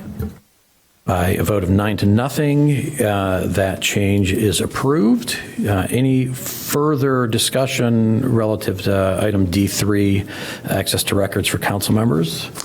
I don't see any. Let's move to council attendance, which is D4. Does somebody have a specific motion for D4? Councilmember Burns. Yeah, I move to accept the language that's here. Should I read it or? Please. Require attendance for all boards, committees, and commissions to ensure participation and accountability among members. If a member is absent for 3 consecutive meetings or attends less than 55% of the meetings in a year without an excuse, then the member is effectively resigned from the committee and the spot is open for another either council member or resident appointment. It's been moved by Councilmember Burns, seconded by Councilmember Harris. Staff, is there anything we need to know relative to this proposal? No? It'd be helpful. Okay. It would be helpful to know what an excuse means. Yeah. I got Councilmember Kelly, Councilmember Suffredin. So Yeah, I was just going to, oh, sorry, you're first. I apologize. No problem. I would strike without an excuse, because I think it has the same impact, excuse or no excuse, on a committee. So I guess we'll hear the discussion, but I would move to strike without an excuse. All right, you've started to make a motion. Maybe you could offer that as a friendly amendment. I would offer that as a friendly amendment. I'm sorry, you're looking to eliminate excuse entirely? So Councilmember Kelly has offered a friendly amendment to strike the words "without an excuse." And Councilmember Burns has accepted that as a friendly amendment. So there would be a acceptable excuse for no? Like, thank you for your service on Preservation Commission. Sorry that you have stage 3 colon cancer and chemotherapy has kept you away from 3 meetings. So I You're think, replaced. unless we extend it, but I mean, if someone's going to be out indefinitely and we have a vacant seat, even if it's a horrific, reason such that but don't we want to, would we want to just hold an open seat? I guess that's my question. I guess, or if I may, if we were going to have a list of excuses, I would assume health would be one. I don't know, too busy probably isn't one. I would hate to think that somebody who serves in a volunteer role on a board or commission is bounced because of a health situation. Just as a point of order, what we're talking about here is under council rules. We're not, it might be drafted as if it were to apply to BCC, but really we're talking about council members and therefore only standing committees. I'll ask staff to clarify. Yes, I apologize for the confusion. My understanding is that this proposal would apply to BCCs, not to council. Let's. So I would want to Hold on. We're clearly in Section D, duties of council members. And then paragraph 4, under duties of council members, council attendance. And so maybe this point, we're talking about this point in the wrong position in the rules. I can withdraw if it's helpful, if we need to take another look at this. Okay. And Liza just put it where that person put it. Okay, so maybe this is not the appropriate section of the rules to be having this conversation. Councilmember Burns will withdraw his motion and just bring it up when we get to that point in the rules. Can we identify what is that point?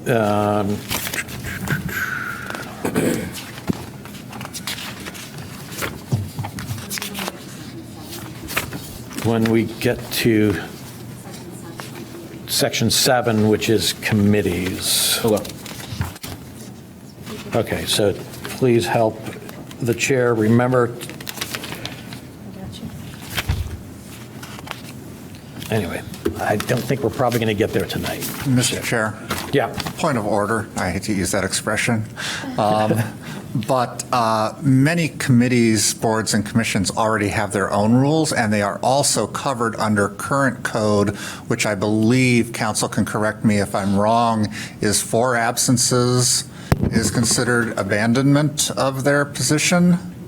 Because I remember when we were looking at this through land use, it became different because we had multiple meetings during a week. So I feel very uncomfortable with council making a rule for attendance of boards and commissions when many of them already do that. Let's pick this one up later. It'll probably be at our next meeting, and we have time to do some additional research because there is state law with regards to abandonment of offices. And I would like clarification as to whether we're talking about all boards and committees or council only, I guess. Okay. So we're going to move on from this unless somebody wants to belabor that point. Okay, so we will pick up the attendance requirement when we get to Section 7, which is the boards, commissions, and committees. Moving on, we are still in Section 2, duties and powers, Part E, duties of the city manager. And we're going to talk about paragraph 2, removal from office. Is there any staff context or commentary on this one? Okay, does anybody have a motion relative to Roman numeral 2, E2, removal of the city manager from office? Seeing no motion, we'll move on to paragraph 5 under this duties of the city manager section with regards to the absence or disability of a city manager. Does anybody have a motion to make relative to that section? Seeing no motion, we are going to move on with Section F, conflicts of interest and voting disqualification, paragraph 1, conflicts of interest. Does anybody have a motion relative to Roman numeral 2, F1, conflicts of interest? Councilmember Rogers. I don't really have a motion. I just have a question for staff, if I may. There used to be a rule about city council addressing certain boards and commissions, and particularly land use commission, on matters that were specific to property, and that doesn't appear to be anywhere in here. Was that removed for a reason, or was that oversight, or? That may have been part of a general attempt to simplify our rules, but if you can send me the provision you're talking about, I will look at it. Yeah, it's actually in the old rules, 11.3 and 11.4. And I don't need an answer right now. Okay. Yeah, let's connect about this. Yep, all right. Thanks. Okay. With no motions under paragraph 1 of conflict of interest. Mr. Chair, sorry. Councilmember Sufferton. Yeah, sorry. just real quick, are we still doing this where without consultation with the law department, council members can decide the conflicts of interest of others, or have we put in a step where there has to be prior consultation with legal counsel? We're going to get there in the next section, I believe, Section 3. Right? I thought we were in it now. Yeah, we just finished 1. Prior consultation. Right, so now we're going to talk about, unless there's anything more on paragraph 1, we're going to move now to paragraph 3, which is council determination of conflict. Councilmember Sufferton, I believe your question fits in here. Yeah, well, I guess it was a second bullet under require consultation. I mean, do we have that written in there that you have to? Okay, good. I guess they come together. That is not in the current draft of the rules. That was one suggestion that we received that the committee could move to adopt. That's not in the rules that It's not in the rules. that you have to have a prior consultation. All right. I mean, I think that's a pretty big hole if we're all determining each other's conflicts of interest without prior consultation with the law department.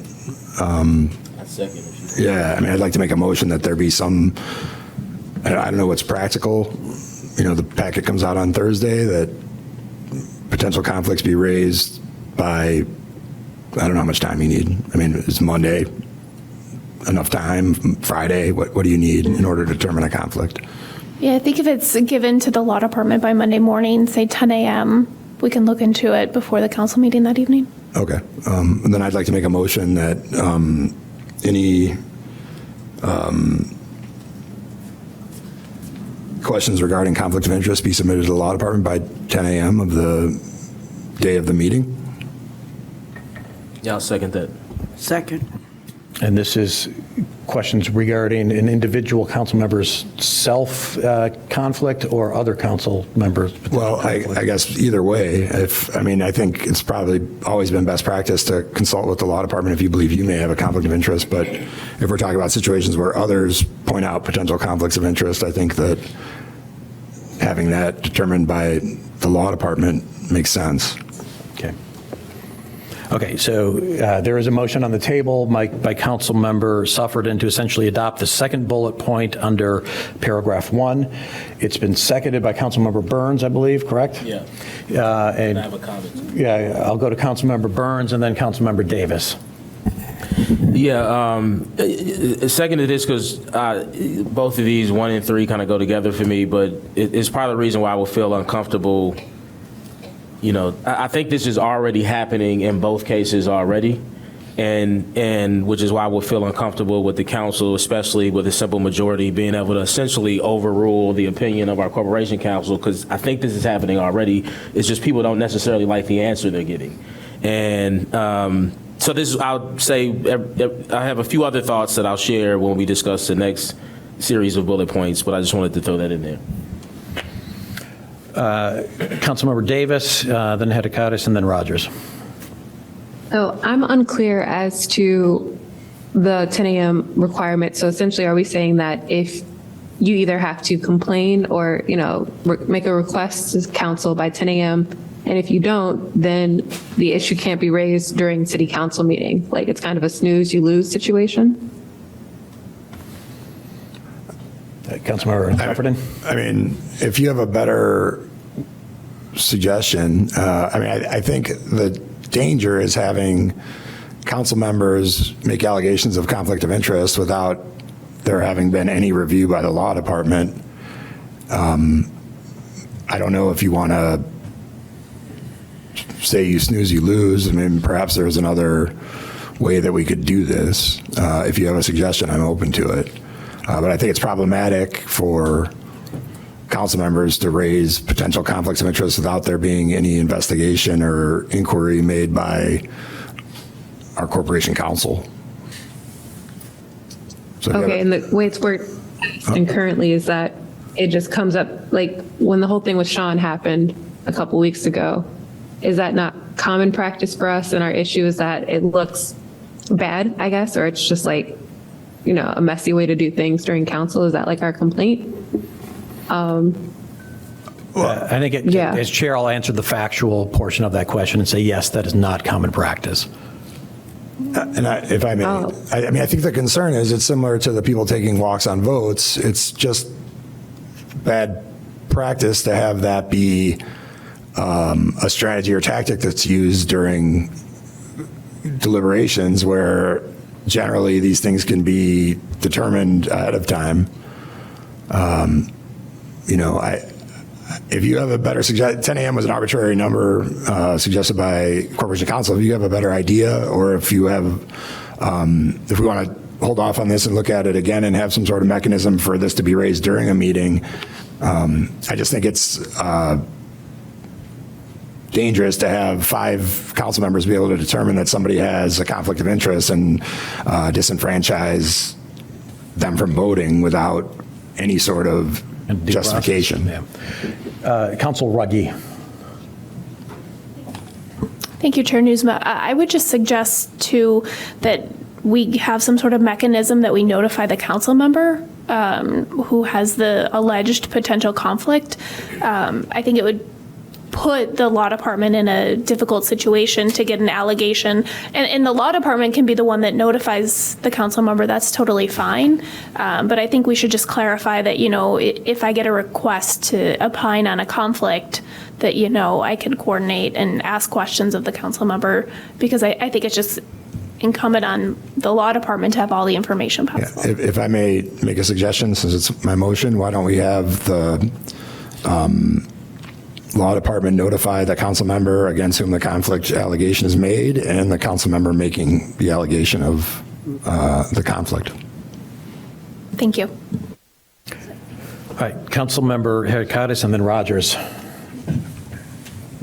Yeah, I'll just share some information for the public and also for my colleagues. The way that I've always handled it. One thing I've added, like I've sent a letter saying official letter to the mayor saying I'm abstaining from all Northwestern votes due to my employment. There have been a handful of votes where it was not readily apparent that the vote was a vote on a strictly Northwestern relationship. And so in all those, and that's something that every time I read the packet, I'm checking for any, even like an easement. I abstain from like voting on, having an easement, agreement. But, I talk to Council Ruggie all the time. I think it's on us, but I think it is something that we should all be aware of based on like what our employers are, and also just make sure that it's not a last second thing.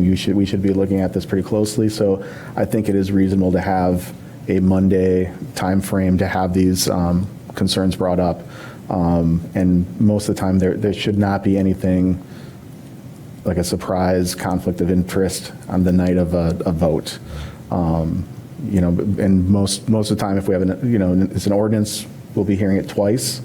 But really, it should not get to that. It should be pretty readily apparent over the weekend for everyone. Councilmember Rogers. I just have a question. Are we discussing 1 or 3 or both? Yeah, we're kind of conflating. Because we've kind of moved a little, so I have different thoughts on each one of them. Right. Number one, I have no problem adding language in there that Corporation Counsel is available for consultation. My understanding, it is still our decision as to whether or not we recuse. Even if you make the best case to me and I decide I'm going to go rogue and still vote on an issue, that's on me, not on the city. Absolutely. The law department provides advice. We don't implement it. I just wanted to clarify that. You said our, but you meant individually. Yes, individually, our conflicts as they come due. Correct. And I have no problem with something like that being added in 1. So I'll discuss 3 if it's a separate matter, or if you want. 3 is going to be a separate matter. Okay, then I'll hold my comments there. Yeah. Okay. Councilmember Davis and then Sufferton. Okay, so what I want to point out is that the reason that Sean had to step down from the Social Services Committee is because he was disqualified because his church receives, or maybe like his organization receives funds from the from the city of Evanston, which disqualified him. So he had a recusal and a disqualification that none of us caught.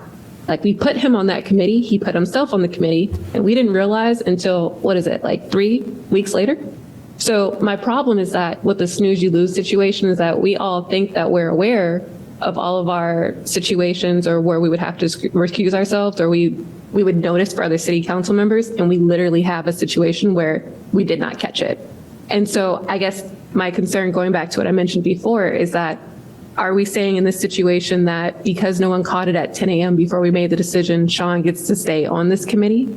Like, I'm wondering what the mechanism is for afterwards. And also, like, if we were to use the example of Sean in particular, if Sean wanted to stay on the committee because he felt like it wasn't a big deal, are we saying the way that the law currently works or the way that our processes currently work, that he could decide on his own that he wanted to stay on it, even if it is like I am uncomfortable, offering too much commentary on a council member who is not present, just in respect of our colleagues. So I'm gonna leave it at that. Council Ruggie, you have your light on? Okay. All right. Councilmember Davis, do you have anything else? Those are questions. I have 2 questions for council. So I guess the first is, if Sean wanted to stay on the committee, would he be able to, based on the way that things are currently set up? I guess that's just one question. That's my question. Councilmember Davis, I can handle this. So the Social Services Committee under city code has certain requirements different than any other committee that we have. And it specifies based on the city code that no member may serve on that committee if their employer receives funding. So this situation was a little bit different than a normal conflict of interest. This is specifically prohibited by city code, and it's very apparent. And I just want to specify that staff that's on the Social Services Committee did identify this issue pretty immediately after the last Rules Committee. We just brought it back this evening. But so that situation, it's not necessarily falling under the conflict of interest rules here that we're talking about. It was specific to city code. So he would not be able to continue on that committee. And so just as a point of information, has has Councilmember Isles resigned from that committee formally? Yes, I believe so. Yes. Yeah, so he did send us an email. So that vacancy exists. We talked about that briefly earlier this evening. We punted to our next meeting to fill it. So, okay, Councilmember Davis still has the floor. Then we're going to go to Kelly and then Suffredin, and I want to wrap this up fairly quickly here on point 1. Councilmember Davis, do you have anything else? I said I'm all set. Thank you. Okay, thank you. Councilmember Kelly. So just that hypothetical, taking that as a hypothetical situation, if it were advised to recuse yourself and someone decided not to because of just the mere appearance, which I do appreciate, Councilmember Hadakaris, that you're very sensitive to, even if it might appear, because it really is about the appearance of a conflict.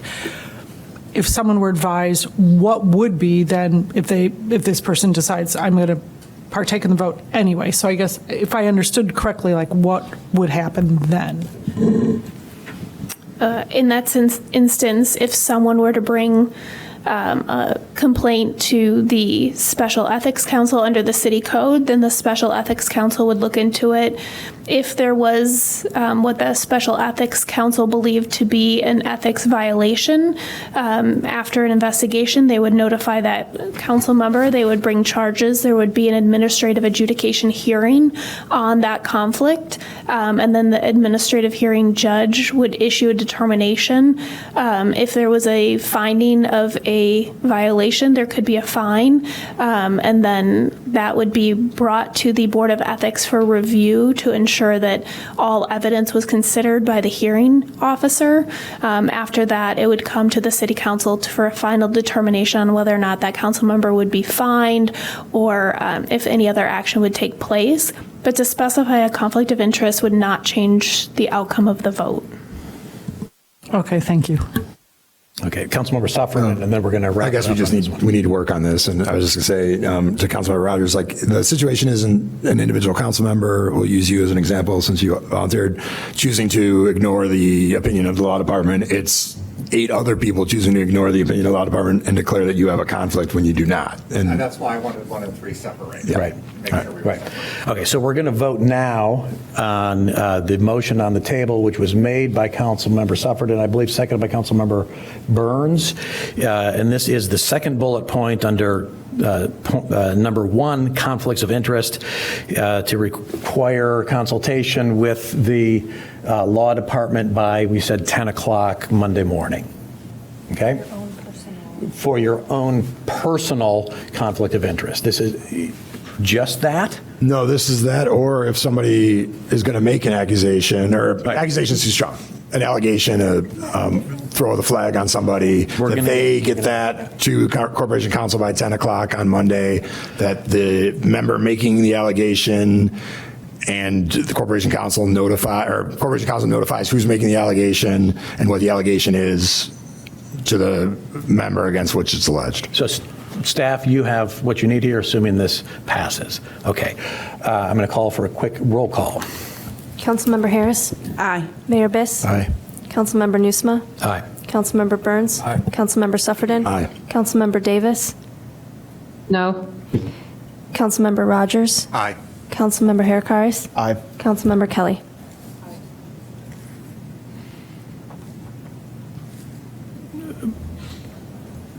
Is that 8-1? Help me with my math. By a vote of 8-1, that motion passes. I don't see any other motions relative to point 1. So this will now bring us to point 3, or paragraph 3, council determination of conflict. Staff, do you have any context that we should keep in mind as we consider this point? Yes, I would just suggest that for moving through this item quickly, it might make sense to start out with whether we should retain this section at all or whether it should be deleted, since there were multiple members that suggested that.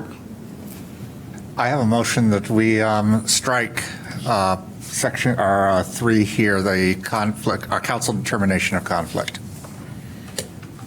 Is there a second? Seconded. I'll second. It's been moved by Councilmember Rogers, seconded by Councilmember Davis, that we strike section 3 in its entirety. Is there any discussion on this one? Councilmember Mayer. Thank you, Mr. Chair. I'm just curious, I know that staff did some research on other communities. Can you just, I think it's like obvious that everybody up here is like, whoa, that seems kind of weird. Can you just share some thoughts about what other communities do on this topic? Yes, this provision was based on a similar provision in the City of Berkeley Council rules. When we were drafting this, we looked at both other communities in Illinois and similar communities around the nation. That's where this provision came from. So we would not be the only municipality to adopt a procedure like this, but it is not in our current rules.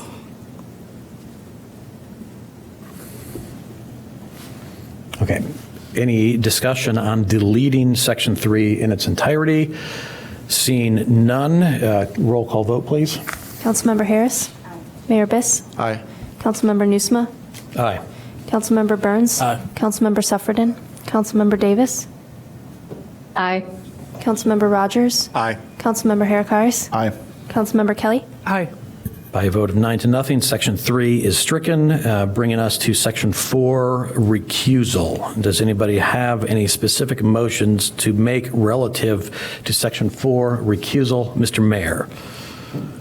Thank you, Mr. Chair. I move to follow effectively the third bullet here to require a council member who's recusing themselves from a vote for reasons of conflict to leave the room in the event that there is debate on the matter in question. I'll second. It's been moved by Mayor Biss, seconded by Councilmember Harakaris, that we adopt the third bullet point that requires recusal from the room only if there will be debate. Is there any discussion on this item? Would it be cool if I just called a voice vote on this one? All in favor, say aye. Aye. I'm sorry. Is that I have a aye from question. Councilmember Davis as well? I'm No, I sorry. have a question. I'm sorry, I didn't see your hand, Councilmember Davis. I'm going to recall the vote and ask for, give the floor to Councilmember Davis for a question. So if someone's disqualified, basically in the chamber, when we say chamber, do we mean like for executive session or for public session? I think What I intended, sorry. Go ahead, Mr. Mayor. What I intended is if there's a vote here, in like a public vote, and someone has to recuse themselves, then, hey, if it's just a vote with no discussion, there's no sense in, pausing for the person to leave. But what you don't want is for the person to participate in the discussion in any way. And so if there is actually a debate between the motion and the vote, then the person who's recused themselves leaves the room for the debate and then comes back as soon as the vote's happened. Okay, but when you say leave the room, you mean leave the dais? They can be, in the chairs with everyone else, with the public, right? Like it's weird that they have like less rights than the public do at that moment because of their recusal. I think typically the council member in question would go to the council library where the meeting is being broadcast live. Okay, all right, that's fine, sure. Yeah, And thank just- you. Yeah, in kind of full context here, for example, Councilmember Suffredin regularly recuses himself from voting on the BMO Harris credit card payment. No need for him to go hide while we vote on that. So if we're all ready to vote, I will call for a voice vote. All in favor, say aye. Aye. Aye. Any opposed? The motion carries, and bullet point number 3 is adopted. Are there any other motions relative to Section 4 recusal? Seeing none, we're going to move forward with Section G, which is requests for staff assistance, starting with paragraph 1, communications with staff.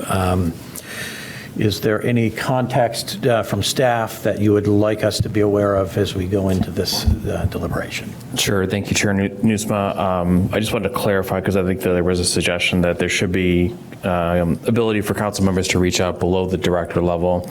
And that is the example I always use is we're not saying that council members can't have communications with Paul Zamazek, for example, who's a manager but not a director. So we are okay with that, but we would just ask that there's communication, coordination, and visibility into that, so that communications with especially at the director or lower level, that there be the city manager be copied, and then if applicable, the deputy city manager. Councilmember Burns? Just have a clarifying question on that point, Manager Stowe. So are we able to have phone calls with staff any longer, and then they provide a summary in an email? Because I think there's some staff that don't even think they should be doing that anymore. Yes, so thank you for that question, Councilmember Burns. The answer is yes. We just want to have visibility into that. And so we've asked staff, if they receive a phone call from a council member, elected official, that they summarize that call to the city manager, and if applicable, the deputy city manager. Obviously, what we're trying to avoid is a situation where council members are giving direction to staff. Yeah, if you could just get that, send that out to staff, because I don't think everybody knows that. So if we can. We have, in the last several weeks, we have communicated that out to staff. All right, perfect. Thank you. Any other comments in this one? So I will make a specific motion that we allow council members to communicate directly with staff if we, but when we do so, we copy the director and the city manager. Is that acceptable? Correct, and the deputy city manager, if applicable. Yeah. So whoever we're reaching out to, everybody up the chain of command is in the loop. I'll second. Any discussion on that one? I'll call a voice vote on that. I'm sorry, to be clear, there's a motion made by me, seconded by Councilmember Rogers, that we allow council members to contact staff, but when they do so, to include managers above their above them in the chain of command. So Councilmember Harris. Yeah, I just want to make sure that we're careful that we are not directing staff to do things that their directors don't know. It's easy for us to pick up the phone, email somebody and give directive, and I don't think that's appropriate because it may be in direct conflict with the expectations of their director or whatever. So we need to pay attention to how we do that and not, even though we've emailed everybody up the chain, we all have very unique styles in how we address people, and we need to be careful with that. Councilmember Burns. I was going to say, do we need to put the phone call thing in here, or because this makes it seem like it's going to be an email, or that you're communicating in a way where it's easy to CC or include someone else in it, and sometimes a quick phone call is just easier to, hey, just trying to get an update on this, and then they can provide a summary through email when they're, hey, and it's already happening, but I don't think, again, all staff know that they're able to just briefly summarize a quick phone call that happened through email. So I just want to, if we're going to allow that, we probably should include it here, right? I just think, though, we should be careful with that because I don't think staff is always comfortable with that phone call from a council member and giving directive. If we need an update, let's put that in email so that everybody sees what that is. I just, having worked in a big organization, I'm not allowed to really just talk to your mom. Mm-hmm. I can't just talk to your mom as my board of trustee. My president is looking at me like, what are you doing and what are you talking about? Because there may be some misconceptions. There may be a discussion we have that puts the college at jeopardy or me at jeopardy or goes in conflict with what the president has already said. So I just want, knowing that with your mom, I can't just do that. And we've had a relationship 30 years before she became my boss's boss's boss. So Let's just let the record reflect that Councilmember Burns' mom is on the board of directors of Oakland Community College. Everybody know who Martha is. Right. Quit playing. You can call my mom anytime you want, Chrissy. She's just not talking about his mom. Yes, I'm sorry, President Joy Smith. I'm talking about Board of Trustee Martha Burns. Yeah. Yeah, and I guess real quick, Manager Stowe, before you respond, I think the difference is that we're elected from districts, and so I kind of answer to constituents different than, trustees typically do who are at large, especially at a university. Like their responsibilities are very narrow, very specific, very limited, honestly. Whereas, I can run down the list of all the different things that that my constituents expect me to respond to whenever, and whether it's parking, whether it's an alley improvement, whether it's, it's way beyond the scope of what a trustee, especially at a school district, is responsible for. And so just for efficiency's sake, sometimes it's quick to just say, hey, Michael Rivera, that thing that we've already discussed a bunch of times in email, a bunch of times this way, where is an update? Where are we at on that, either through phone call or text that could be summarized later? If we don't want to do that, then I'm just saying we should say that now, and then that should be the rule moving forward. Thank you, Councilmember Burns, for that. And I'll let Deputy City Manager Sanchez jump in here in a moment. I think I also want to be careful. I think you talked about all staff, and maybe you're really just referring to directors and managers. I want to be careful, frontline staff didn't necessarily sign up to interface with elected officials, and I don't think that's what we want as an organization. It's literally not in their job description, right? Talking about directors and Paul. Yeah, right. So, You're talking about Paul. And I talking about directors too. Well, directors and then and I think we're endorsing that. I also would also urge the use of 301 wherever possible, right? So that is especially for constituent service requests. I understand for more sophisticated issues, 301 might not be the right mechanism for that. And then I also wanted to pick up on Councilmember Harris's point. One of the reasons we don't want council members giving staff, there's a number of reasons why we don't necessarily want council members giving direction, including our form of government prohibits that.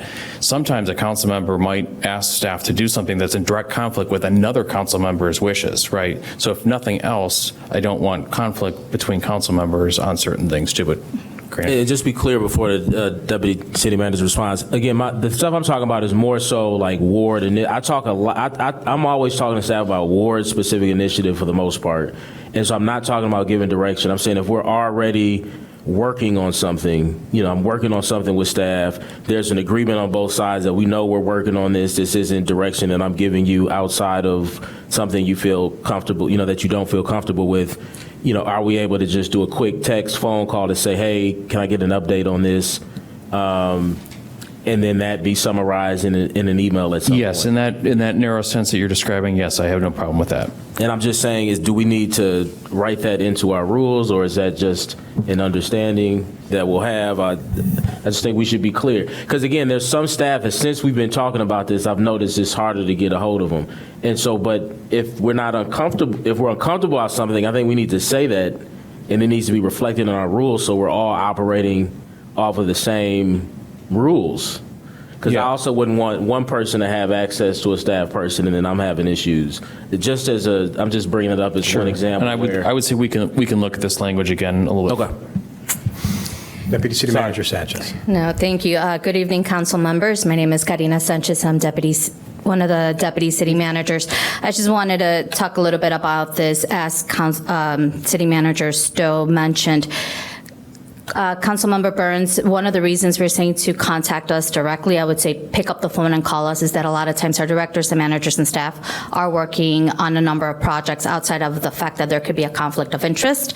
It could be that they are working on numerous projects and we help them prioritize some of those things. Not saying that your matter is not important, but again, there might be a conflict. We have priorities. So in order for us to do our job, which is to manage the day-to-day operations of the city for all of the residents of Evanston, we ask you to communicate with us, and then our job is to work directly with the directors and the managers and the rest of the staff to make sure that those items get addressed. So that's why we're saying that it's best that if you need an immediate response, you can call the city manager directly, you can contact me, and then we will work with the staff, but we do help them set those priorities. And again, we are working on behalf of all of the residents, and I know you're here elected for your residents, and we will try our best, but we have to help our staff prioritize the needs. There's only so many hours in a day.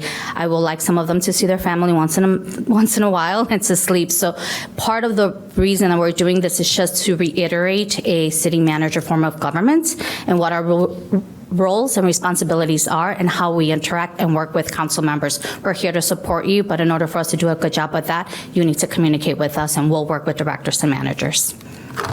And I don't want to belabor the point, but that sounds a little bit different than what you said in some respects. So I think if we could just work on this, if you can kind of huddle up. The motion is very specific regarding written communication. I think there's going to be an ongoing issue as to what extent individual council members can interface with staff, below the director level. We can attempt to better codify that in rules, but I don't anticipate we will ever be able to sufficiently address every potential contingency.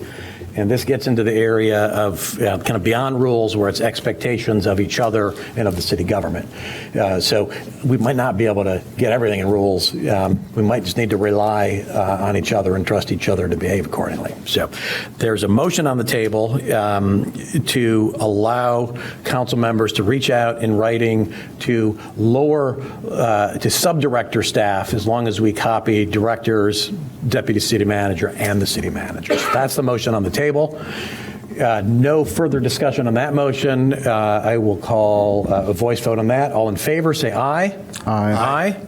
Is there anybody opposed? Yeah, no. By a voice vote, that motion carries. Okay. Anything else on communications with staff? Okay, at this point, a brief timeout. We've got 15 minutes to go until my 8 o'clock deadline. We have 1, 2, 3, 4, 5 sections or 5 paragraphs to go before we finish Roman numeral 2. So what if we shoot for that? Is that cool? Yep. Okay. We might go a little bit beyond 8, but we will go through H, technology allowance, which is on the next page. Okay? All right, so we are now under, we're still under. Just a point. So you're ending with technology allowance, or are you making it? I'm sorry. Section. I'm sorry. So we'll end with section 4 agenda. We won't begin that. Is that correct? We are not going to begin section 3 meetings. Okay. Okay. Oh, I'm sorry. Okay. I'm sorry. Yeah, we have, I said there are 5 paragraphs in the rules. There are only 2 I was items to missing the discuss. 3 meetings at the bottom of the page section, so. We're going to stop fairly shortly, so let's just continue. So we're finished with G1. We are now on G2, which is ward communications. Does anybody have a motion to make relative to ward communications, which is G2? I do not see any motion, so we will, except for Councilmember Harris. Yes. So this was my suggestion, depending on how people count, working within their ward. I can send out a number of postcards if there's an emergency. I'm hand delivering postcards to my residents, trying to make sure they get information. So at the time, currently it says 2, and I was interested in more because I've already gone through 2 this year because of situations in my ward. Ward-wide postcards? Well, doesn't matter. Ward-wide, community, we know I had an incident and I went 4 square blocks around the area. So it's a postcard. Yeah. And I think this rule does not contemplate such a targeted mailing. This rule applies to postcards sent to every address in the ward. And I'm not sure how many of those happened in the previous council. I'm aware of only 1. I'll make the motion because I'd like to have discussion about it, but I'm also up for supporting it. So I'll make the motion to do 4 postcards per year. Well, I think it's been moved by Councilmember Harris. Did you move it? Oh, Harris. Okay, it's been moved by Councilmember Harris. It's seconded by Councilmember Davis. Is there any discussion starting with Harris and Davis? Yeah. To Davis. Go ahead, Councilmember Harris. Davis. Curious as to whether or not have you had difficulty or pushback in getting more postcards sent out? No, I actually have not. City Manager Stowe has been very supportive, but mine have not been community-wide, but it could end up being community-wide based on what it is. I clearly understand the financial responsibility, and that's why I go door to door personally with friends and neighbors because I don't want to incur that cost, but I still need that communication to happen quickly through a postcard. So that's where I'm stuck. Okay. I don't think the cost is too much. I think we all know how much postcards and mailers cost, and I think it's insignificant compared to many of the things that we pass and do. And communication is very important for our community. Councilmember Kelly. I would support this also. I think it's up to 4 postcards. We can all try to keep it to 2. And I, like, as was mentioned, there were hardly any that went out anyway. So I think if there's an instance where somebody would need a special, case of up to 4, I think that won't hurt anything and only support community, communications with our community. Anybody else? I have a question for returning council members. Did anybody send a postcard to their entire ward in the previous term? I did one. So I'm not sure there's a problem here that needs to be fixed, is what I'm getting at. So Councilmember Haircott. Yeah, I was contemplating sending out 1 this year. I know me personally, mailers are pretty inefficient. I think it makes sense when there's a very targeted, hey, this is something that, affects these 5-6 blocks. But I personally think sending mail is, we all know we just got through election season. It takes 3 points of contact to actually have someone remember something. So I'm fine keeping it the way it is. I find them inefficient, but I might be in the minority here. Okay. Anybody else want to weigh in? So there is a motion on the table to allow 4 rather than 2 mailers per year. With no further discussion, I will ask for a roll call vote on this one. Councilmember Harris? Yes. Mayor Biss? No. Councilmember Nusma? No. Councilmember Burns? Aye. Councilmember Suffredin? Councilmember Davis? Aye. Councilmember Rogers? Aye. Councilmember Hairkaris? No.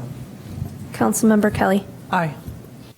By a vote of 5 to 4, that motion passes. That brings us to Section G, the technology allowance. Is there any context that staff would like to provide?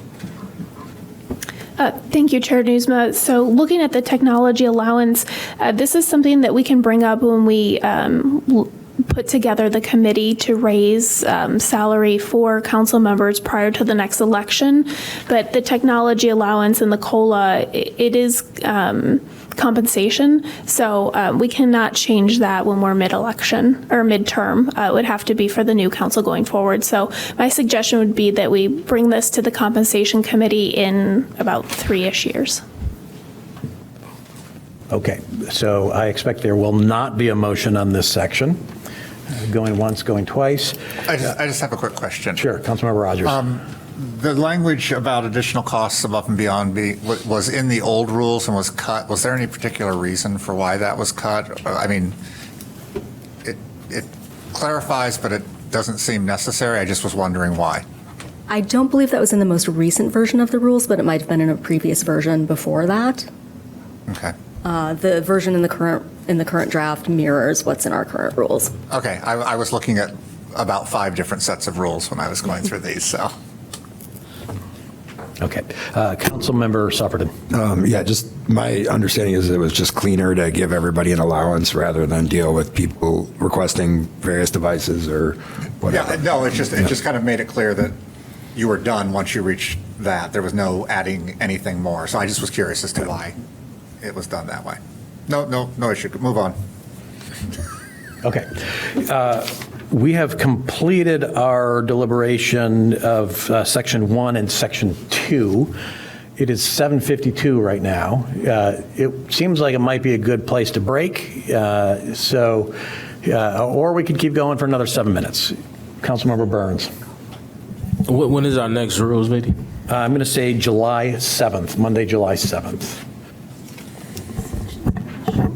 So the section is, staff is saying the section is kind of short. You want to charge through meetings? Okay, let's go for it. Okay. Section 3, meetings, time of meetings. Does any, yeah, we'll do 3B and 3D. Love it. So does anybody have a suggestion or a motion to make I apologize. relative to Can we quickly 3? just return to the technology allowance? Sure. That is in the current rules. That was an omission, and it could be carried over. Okay, like I said, it doesn't really matter. It's just more of a clarification sort of thing, and I just was curious as to why it didn't appear, but. Okay, so that brings us to 3B. So section 3 is meetings. Subsection B is time of meetings. There are 4 bullet points in front of us. Does anybody have a motion to make relative to this particular section, time of meetings? And this has to do with, do we impose a rule? The draft currently says that the council meeting shall conclude no later than 11 p.m. And if it's not done by 11, we have to adopt a motion to continue. That's what the current draft says. Does anybody want to do anything different? Councilmember Burns. No, I was turning it off. Oh, you're turning it off. Councilmember Rogers. I don't have a motion. I'd just like maybe a brief discussion on this.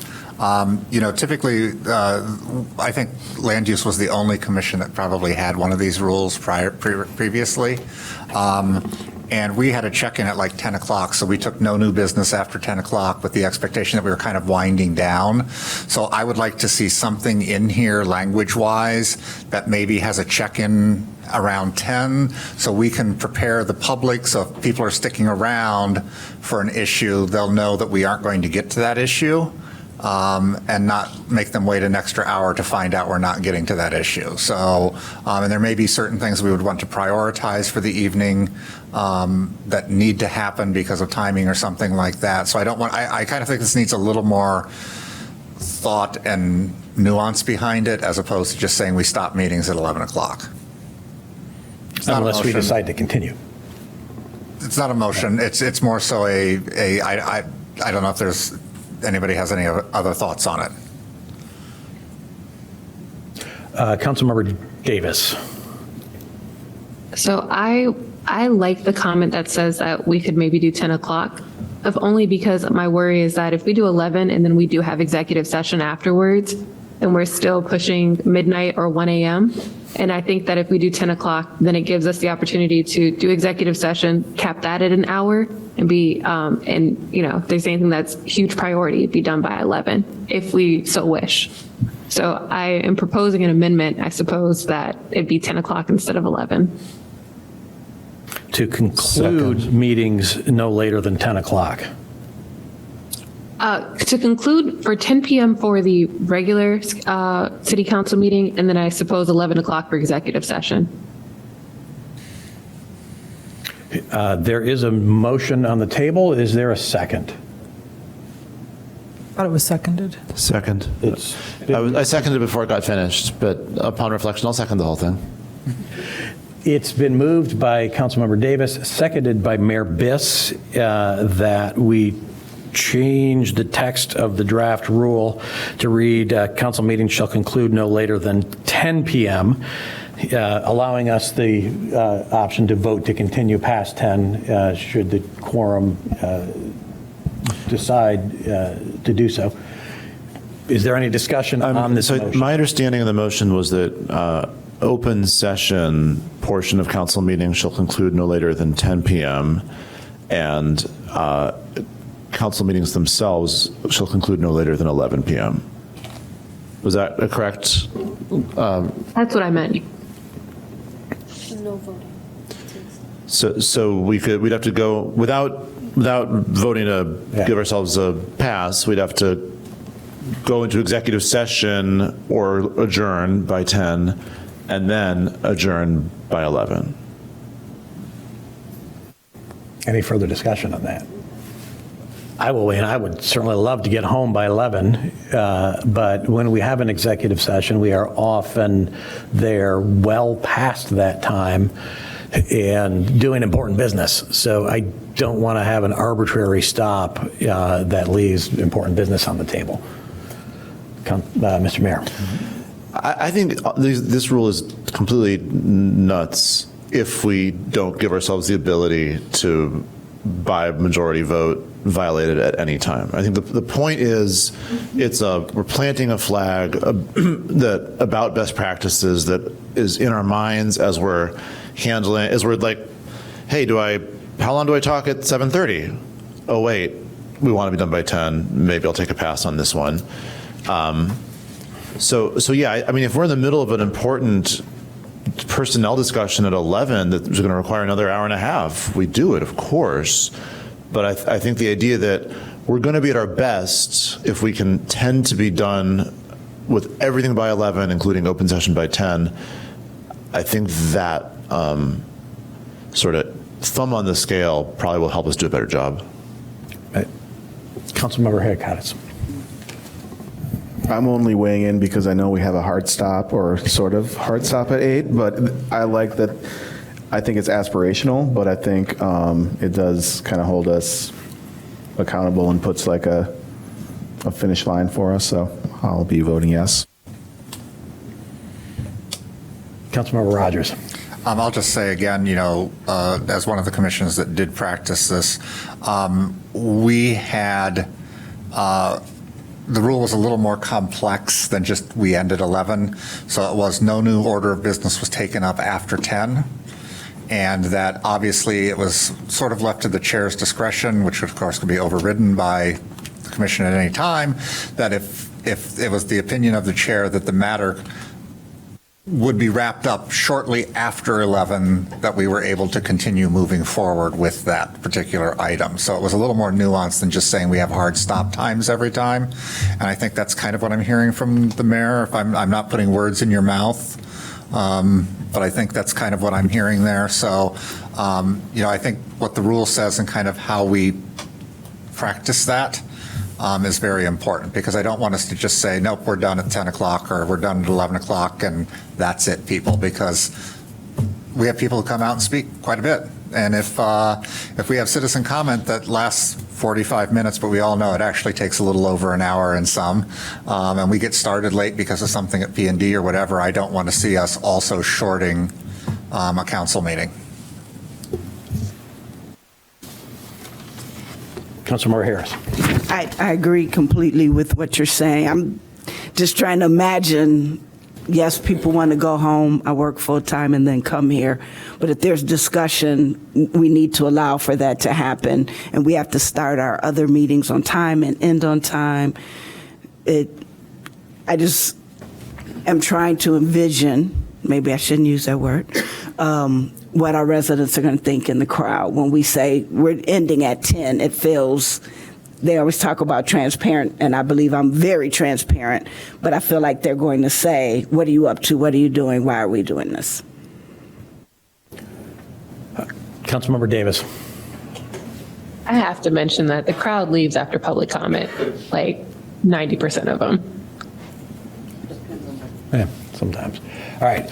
If there's no further debate, let me just summarize the motion as I understand it. So the motion is to conclude open sessions by 10 o'clock, to conclude executive sessions by 11 o'clock, unless by a majority vote of council we vote to continue. Correctly stated? Okay. I'm going to call a roll on this one. The last sentence, any agenda items not completed at the regularly scheduled council meeting will be continued to the next meeting at the council? Is that? Right, that stays. That's in there already. That stays in there. I would just say will be instead of may. I think it's shall. Shall, thank you, shall. It does say may, you're right. So if we could make change that that to shall. Okay. All right. With that minor friendly amendment, I will ask for a roll call. Councilmember Harris? Aye. Mayor Biss? Aye. Councilmember Nusma? No. Councilmember Burns? Aye. Councilmember Sufferton? Councilmember Davis? Aye. Councilmember Rogers? No. Councilmember Harris? Aye. Councilmember Kelly? Aye. By a vote of 7-2, that change will go into effect. And let's finish this fairly quickly with discussion, or maybe no discussion, on the quorum issue, paragraph D, quorum. I'll ask staff to give us some context, please. Yeah, so the suggestion here is to remove the mayor from counting towards a quorum. That conflicts with state law. The Illinois Municipal Code says that a majority of the corporate authority shall constitute a quorum to do business, which includes the mayor. Councilmember Rogers? I just have a quick question, if you could. So when it's the mayor, it's different, though, than a mayor pro tem or an acting mayor, assuming the acting mayor is acting fully as the mayor. So we go from a 5 council member and a mayor to a 6 council member if there's a mayor pro tem for quorum. Is that correct? I would have to double check that. Council Ruggie, do you know the answer off the top of your head? I mean, I think that's what I read in state law, but I'm not an attorney and I don't play one on TV. I'll have to look into that and get back to you all. I would just like a clarification on that, Yeah. so we all know. we can certainly- I'm not making motions or anything like that. Can I just ask for clarification? You're saying pro tem, not acting. Right. So I'm out of town. You're out of town. And there's Councilmember Nusma is the mayor pro stepping in as tem. mayor pro tem. And so it would seems have- to me that I'm still a corporate authority, so it still needs 6, a majority of But the 10. language of it says 5 plus the mayor, if I'm not mistaken. So that's why I just want the clarification. So no action needs to be taken tonight, maybe just when we come back next time, if there could be. We can look into that Yeah. and bring that back next time. It's more of a clarification than Yeah. as opposed to like, I don't want to rule or I do want to rule. Sure. I just want us to be clear on what the rule is. Absolutely. Thank you. Okay.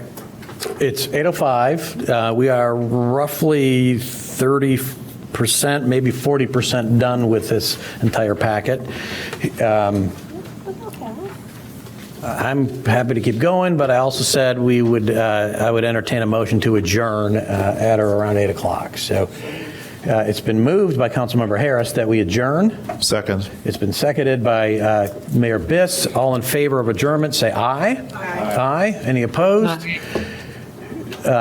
Nobody is opposed, so I will declare this meeting adjourned at 8:05, and we will pick it up on July 7th.